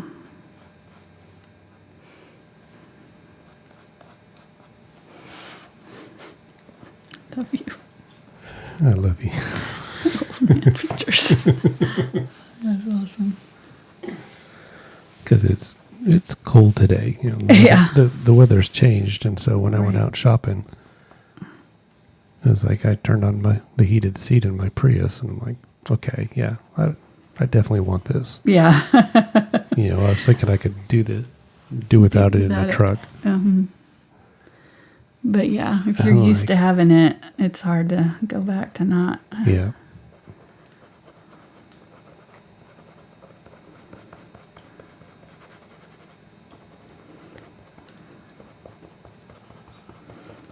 So spoiled. Yes. But like I told the sales guy, you know, it's amazing that I can get the feature like almost standard in a low price car. Mm-hmm. But it's only available on the higher end trucks. Trucks, yeah. Well, sure, they want you to buy the higher end ones. That's why they do it. Yep.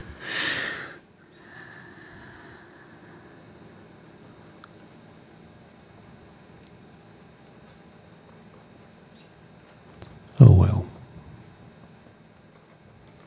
Okay, Sarah.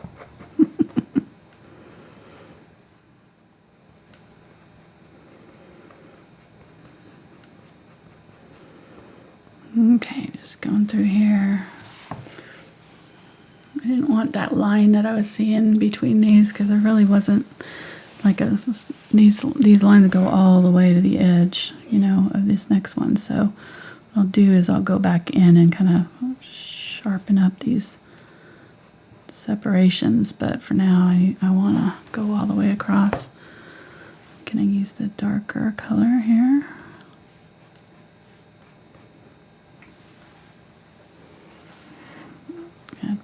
some of that dark detail. Just letting it skim across the canvas there. So people want to know, are we off next weekend? Well, we don't have to be, since we're not going to be going out of town after all. So I can reschedule it. So we are. We may be locked in the house. We may be quarantined in the country. Exactly.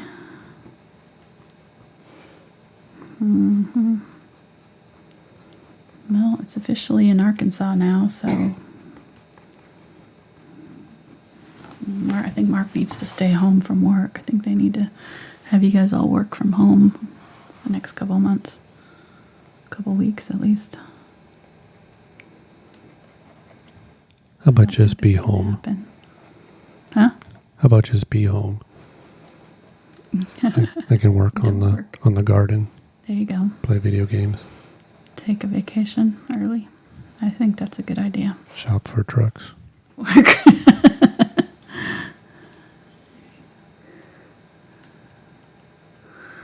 Spencer's going to be off school for spring break, so he can have a whole family time.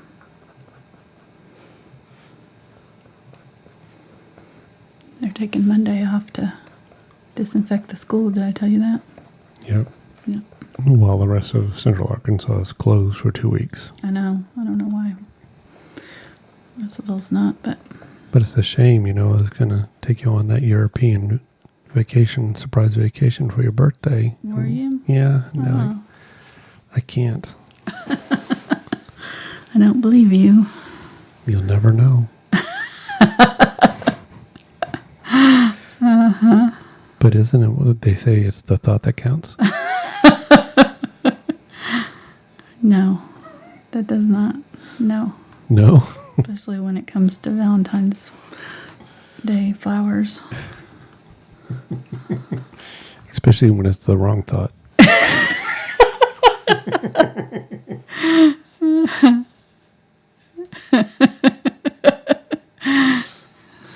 Wrong.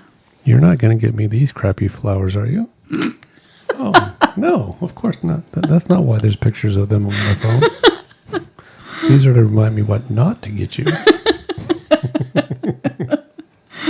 Oh my gosh. I caught Mark's.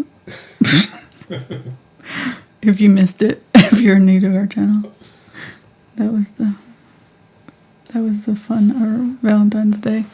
I ended up picking out my own flowers. 'Cause Mark is obviously not allowed to be in charge of that.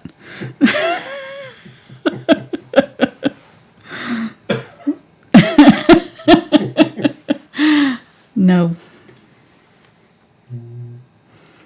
I'm going to talk to that person who lied to me about this whole the thought that counts stuff, because it's not working out for me. They got some splaining to do. Okay. Obviously, a guy thought that up. Yeah. But honey, it's the thought that counts. And she's like, no, it's actually no.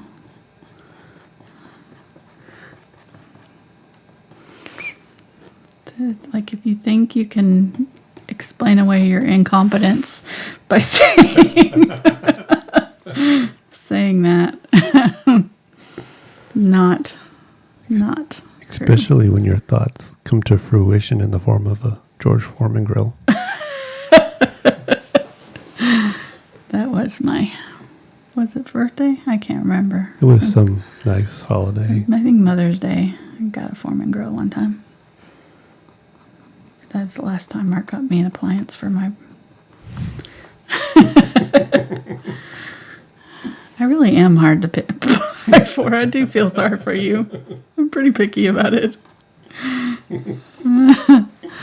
We've just learned to kind of pretend like... Mark the tape. Pretend like Mark's picking it out when I tell him exactly what I want. She sends me pictures and circles things and this one. Sometimes sends the actual website link. So much easier. So much less Everybody's stress. happy.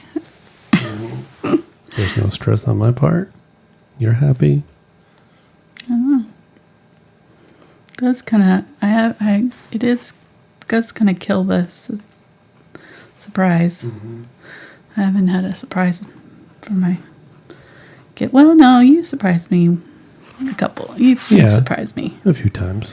a few times. It's a surprise when it's a surprise. Right. It is. All right, going back and forth here just with these colors, trying to add layers upon layers. Now I'm going back in and trying to define this edge here a little bit with the lighter color. These are pretty. I mixed some of the purple or the pink with the gold here so that I had kind of a middle ground color. So it's not just the gold.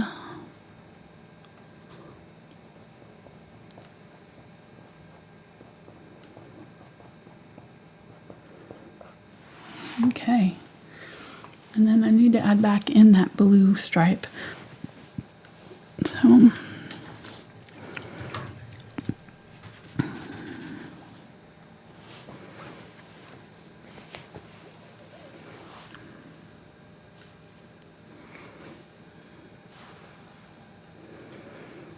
adding some of the magenta to that blue, ultramarine blue. I'm going to add that color in here, just below that kind of bright yellow streak.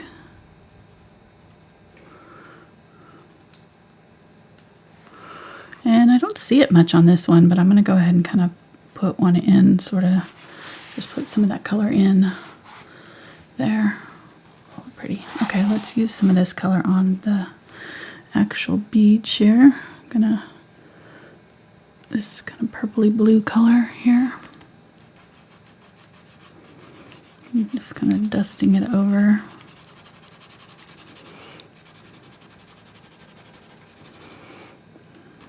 Creating that waterline effect almost.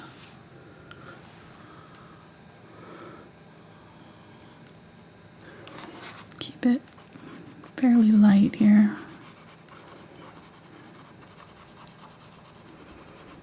Unbleached titanium.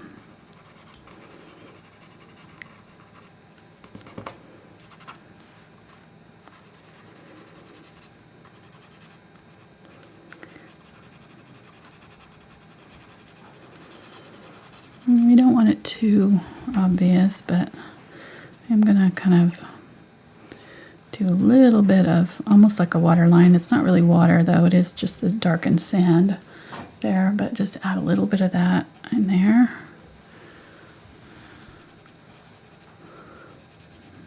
And I'm gonna just blend it out into this darker area here. And then now we need to kind of clean up this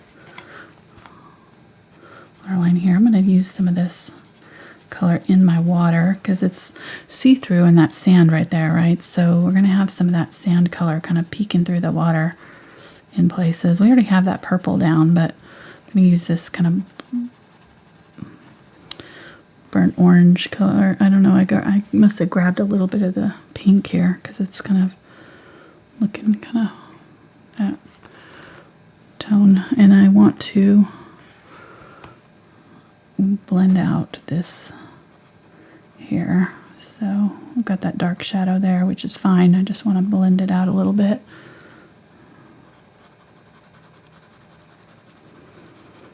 Soften it up a little bit.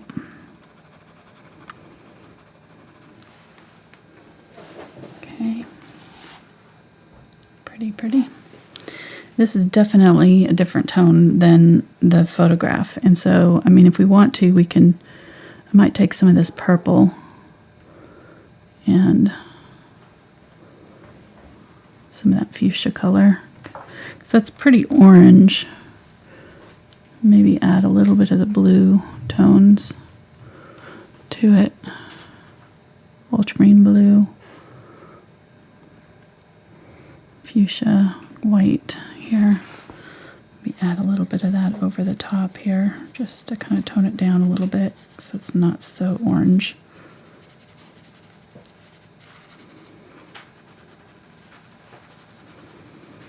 And that'll kind of mute it and kind of blend it in with the rest of these colors a little bit.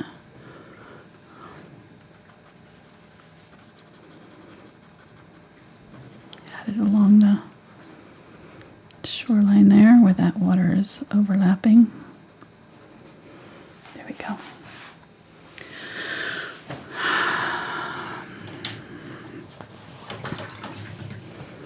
All right, now I'm going to use let's use this number 2 round here. And I'm going to use the white, a little bit of glazing medium, and maybe get a little bit of that zinc white, but just to make it a little bit somewhat transparent, I'm going to go right in front of the dark area there and add my foam. And just kind of do like a little zigzaggy lines, very thin, right there.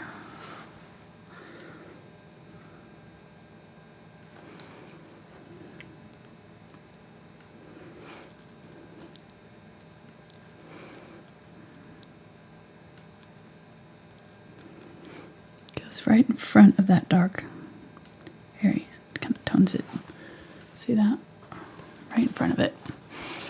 And then kind of goes right along the edge in here. So we're just gonna kind of follow along that edge and kind of clean it up. Make sure we get a nice bright edge to our water line there. Got a hair. Where's that hair?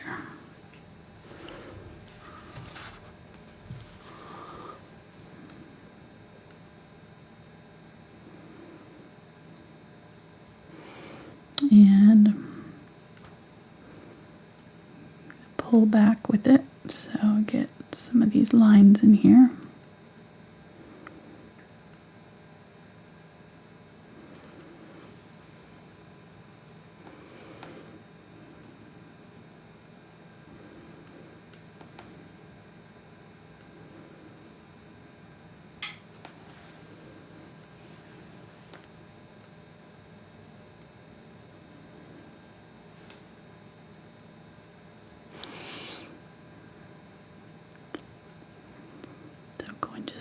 Just above. And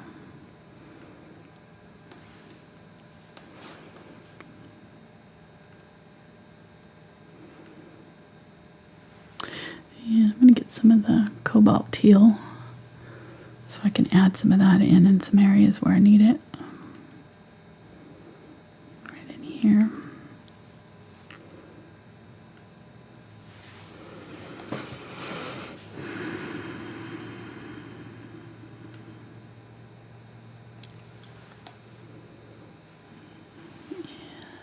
Some of the phthalo blue, get some dark.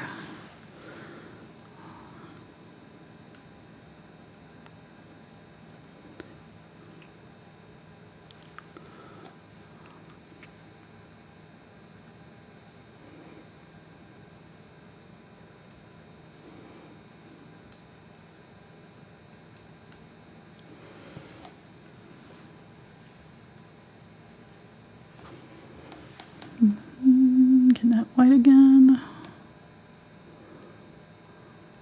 Still got a little bit of the blue in it, but it's mostly white now. It's gonna blend back over.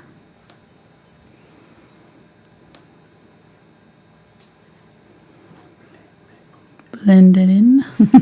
Sorry, talking a little bit louder there.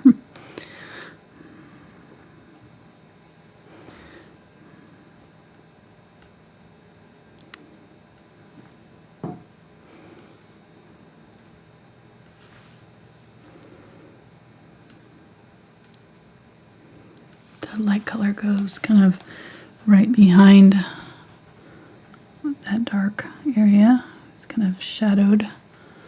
Those waves get like a little bit of a shadow on them.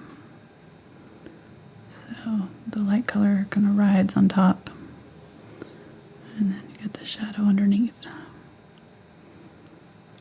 And you can put your light color in first and then put your shadow on it, whatever you want to do.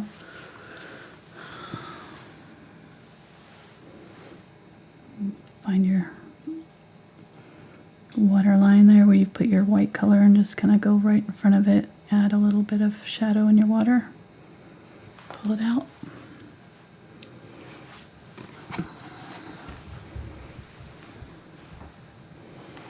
I'm gonna kind of add a little bit of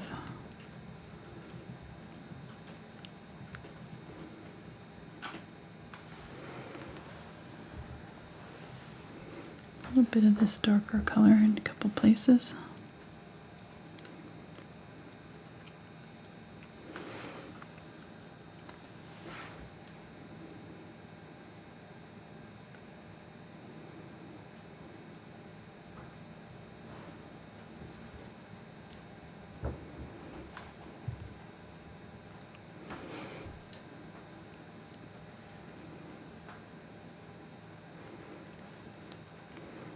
I've got another layer. There's just a lot of layer upon layer upon layer on this sand here of this surf coming up. So it's really interesting. So I've got another layer of white right here. So we did that. Now we've got an area of highlight right here. And then another shadow right here. And then another area of foamy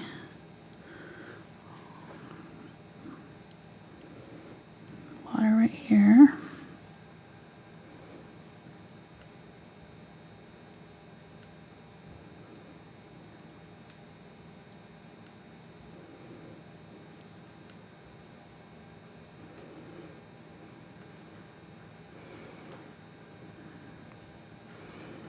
And then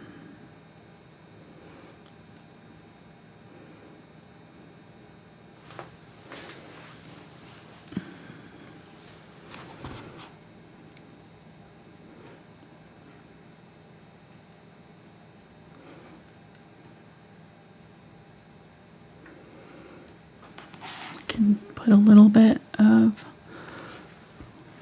something right up against those rocks right there. Just a little bit of white water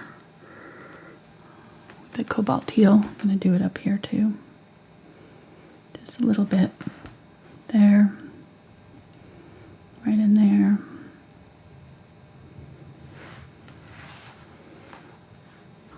Here they all have just a little bit of that kind of very thin right in front.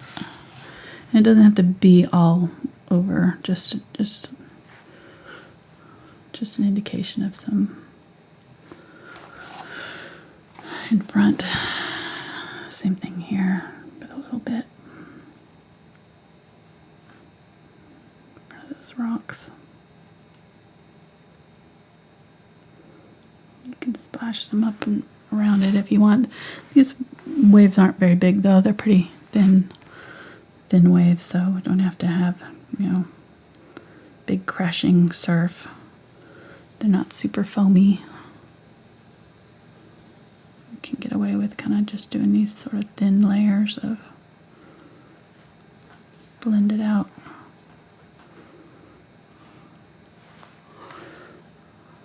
Maybe with just a little bit of, you might get a little just right in here. This is the 1/4 inch blender.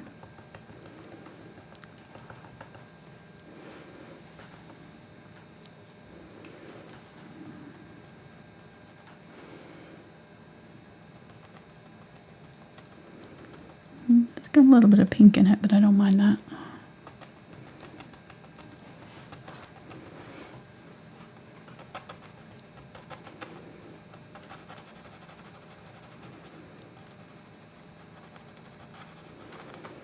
Pulling out that blend this way, just a little bit.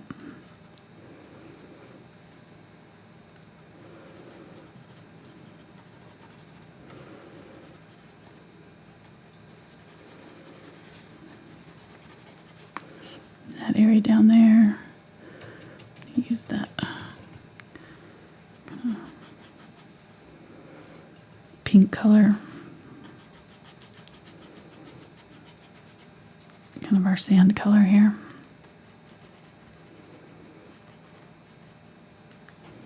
Get it right in front.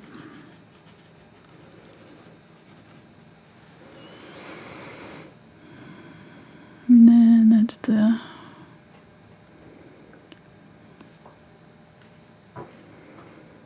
blue, cobalt teal.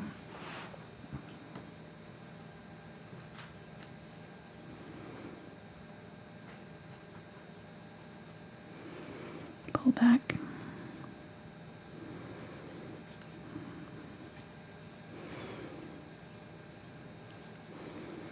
Yeah, never finished doing the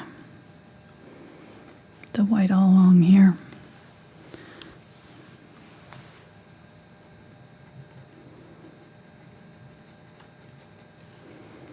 I'm just going to kind of blend over the top just a little bit, kind of fuzz out that edge just slightly.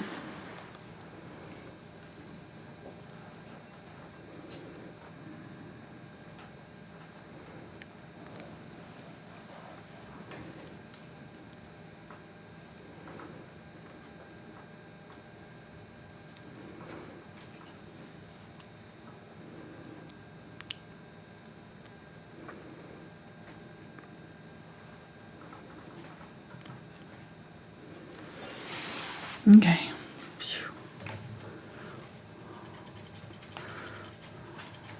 It's turned out cool though. I like it.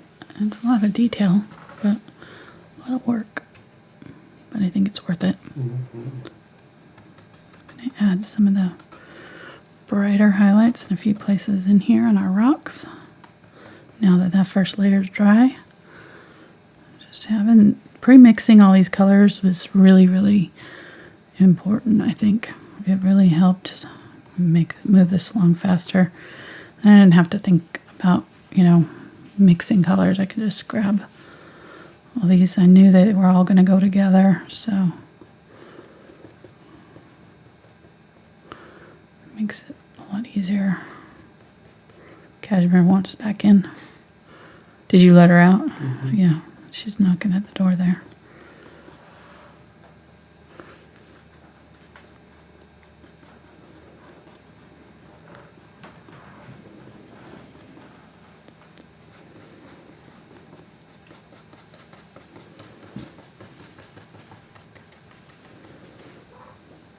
Oh, did you want to let me in?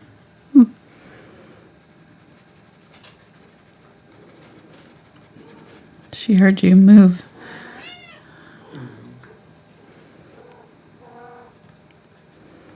So, Father, she's got a lot to tell you.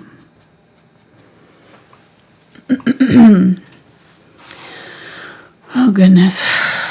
All right.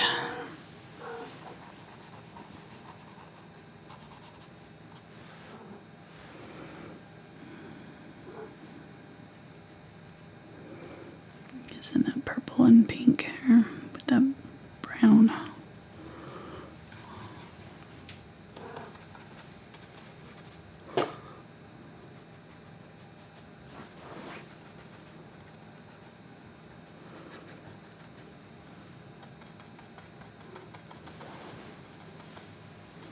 Just make sure that you've got kind of a separation between these now. Go in and kind of scrub a little bit of the shadow there. Oops, I'm totally off camera. Sorry.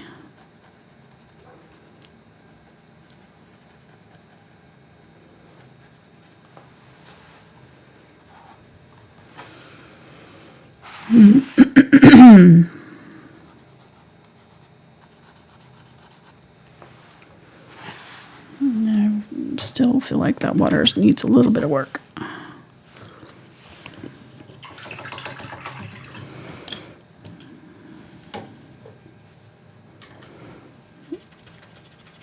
Get the little bitty brush here with my pure white.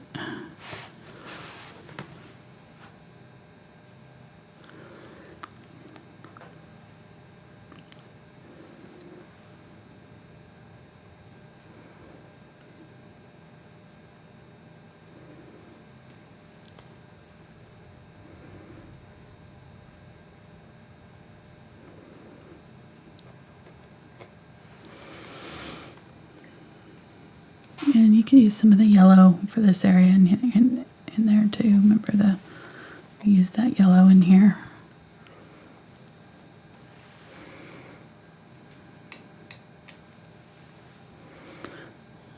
Just a tiny bit of yellow. If I can get some. Everything's all dried out.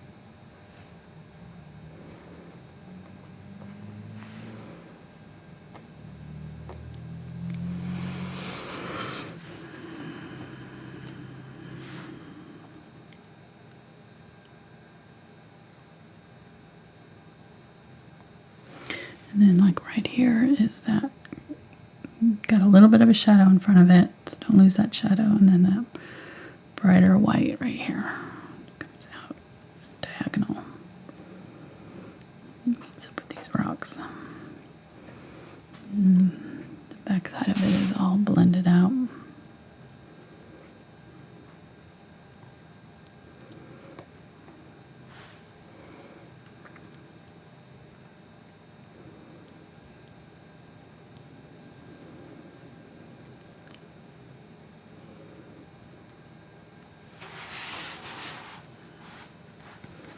Okay, that's better. A little bit of that white foamy stuff right in here. Make sure your water has some dark behind it here. Got some, it's not quite as dark as it's in the picture, but I think we're okay. And then some of this white coming forward right here.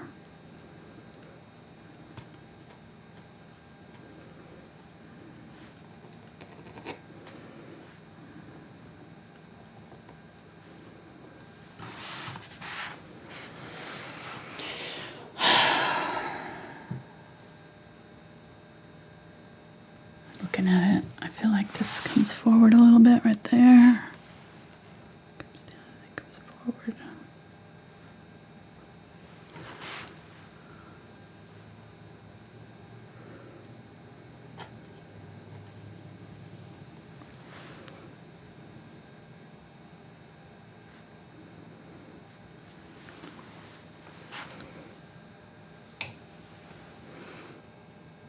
I'm going to go over the top with the white here. Just make sure I have a good, like, crisp white edge right there.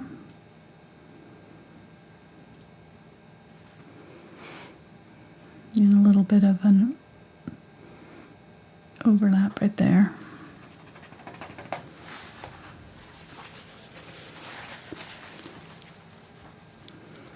Let me do that again. I'm going to use the smaller brush. Just right in here, there's a little bit of a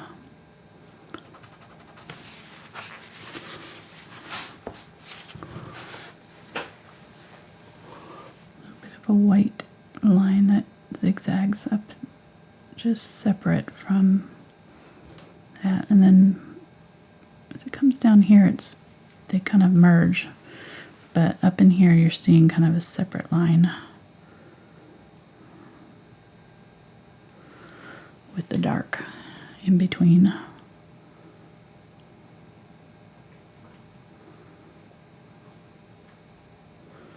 That makes sense.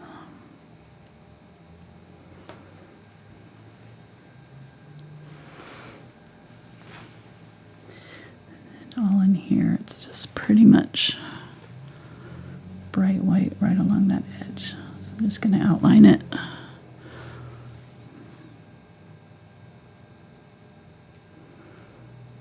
Really bright white. White.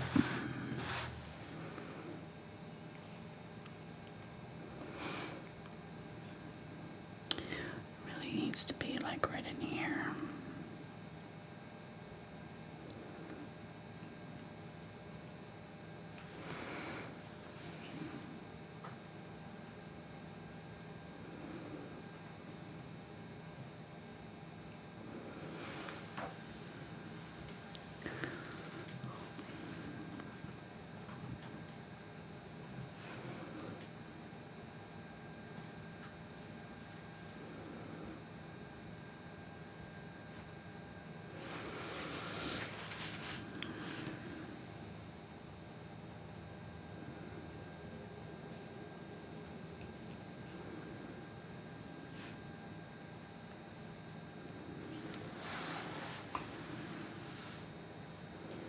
Okay, I think I'm going to call that good. I'm sure there's other things I could mess with, but Mark wants to.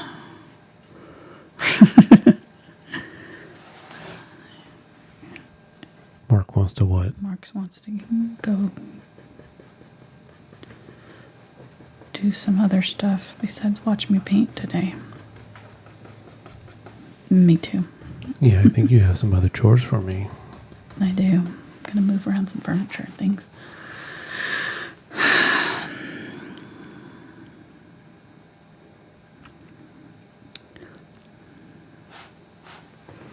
All right, add in some of that magenta there. So we'll just have a little bit of that bright fuchsia, at least in some, right in here, kind of in our foreground area. Okay, phew, that was a long one. Kind of thought it might be, but I always think I can shorten them and I never can.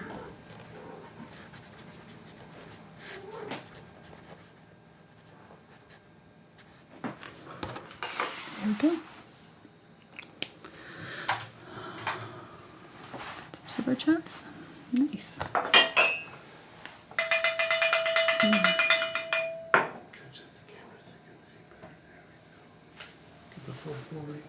Get the full glory of the disco lights there. Nice. So yes, we had a bunch of people watching today, and we had 3 super chats.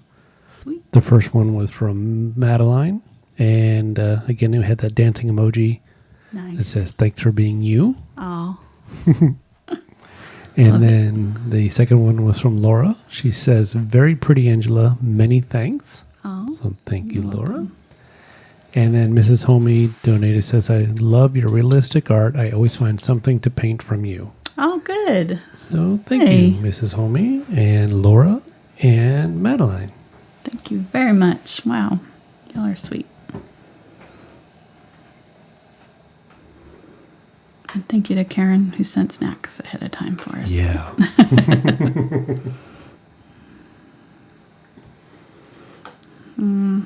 Okay, I don't love that. So if you're new to the channel, done is not done. Just because I signed it does not mean that Right. we're leaving it. When she says that she's done with it and signed it, that means that we probably have another 10 minutes. Well, We live in you know, I like to complicate things. we live in an alter universe here where time doesn't mean time in other places. Oh, it's a wormhole. That's what you're saying. It's the art Just art saying, wormhole. I don't know. Okay, I'm just going to put some lines through with the magenta color. Okay, I'm going to stop because I can keep messing with it and mess it all up. And she keeps messing with it. Well, I just So- realized I don't have highlights on this one. We'll be back Tuesday evening with the easy yellow daisies. Those really will be easy. And if you're I new, promise you. if you're new to the channel, you can go check out her channel after this. Subscribe after you've liked this video. Yes. Hit the ring the bell. You can check out and set the reminders for all the videos that are posted up through the end of the month. We got all kinds of fun ones, and we're looking forward to April already. Yep. So we may or may not be here next Saturday. Yeah. We'll make the think decision as time closes in, but Yeah. most likely will be. We'll have to find something to paint. No, I've already got it picked out. Oh, you do? I'd already had it on my schedule. Oh, I okay. had taken it off because I thought we were going to go out of town. So we were going to have people come here, and then we decided to go out of town, and then it all kind of virus struck, and fortunately, just trying to keep everybody healthy. Yep. Stay home if you don't have to go out. Exactly. All right, guys. Thanks. I'm going to stop. Go get a snack. Hug your kids. And thanks for watching today. We'll be back next time. All right. Like, subscribe, all that good stuff. If you paint it, you can share it with me on my social media. I'd love to see it. We'll see you next time. Bye.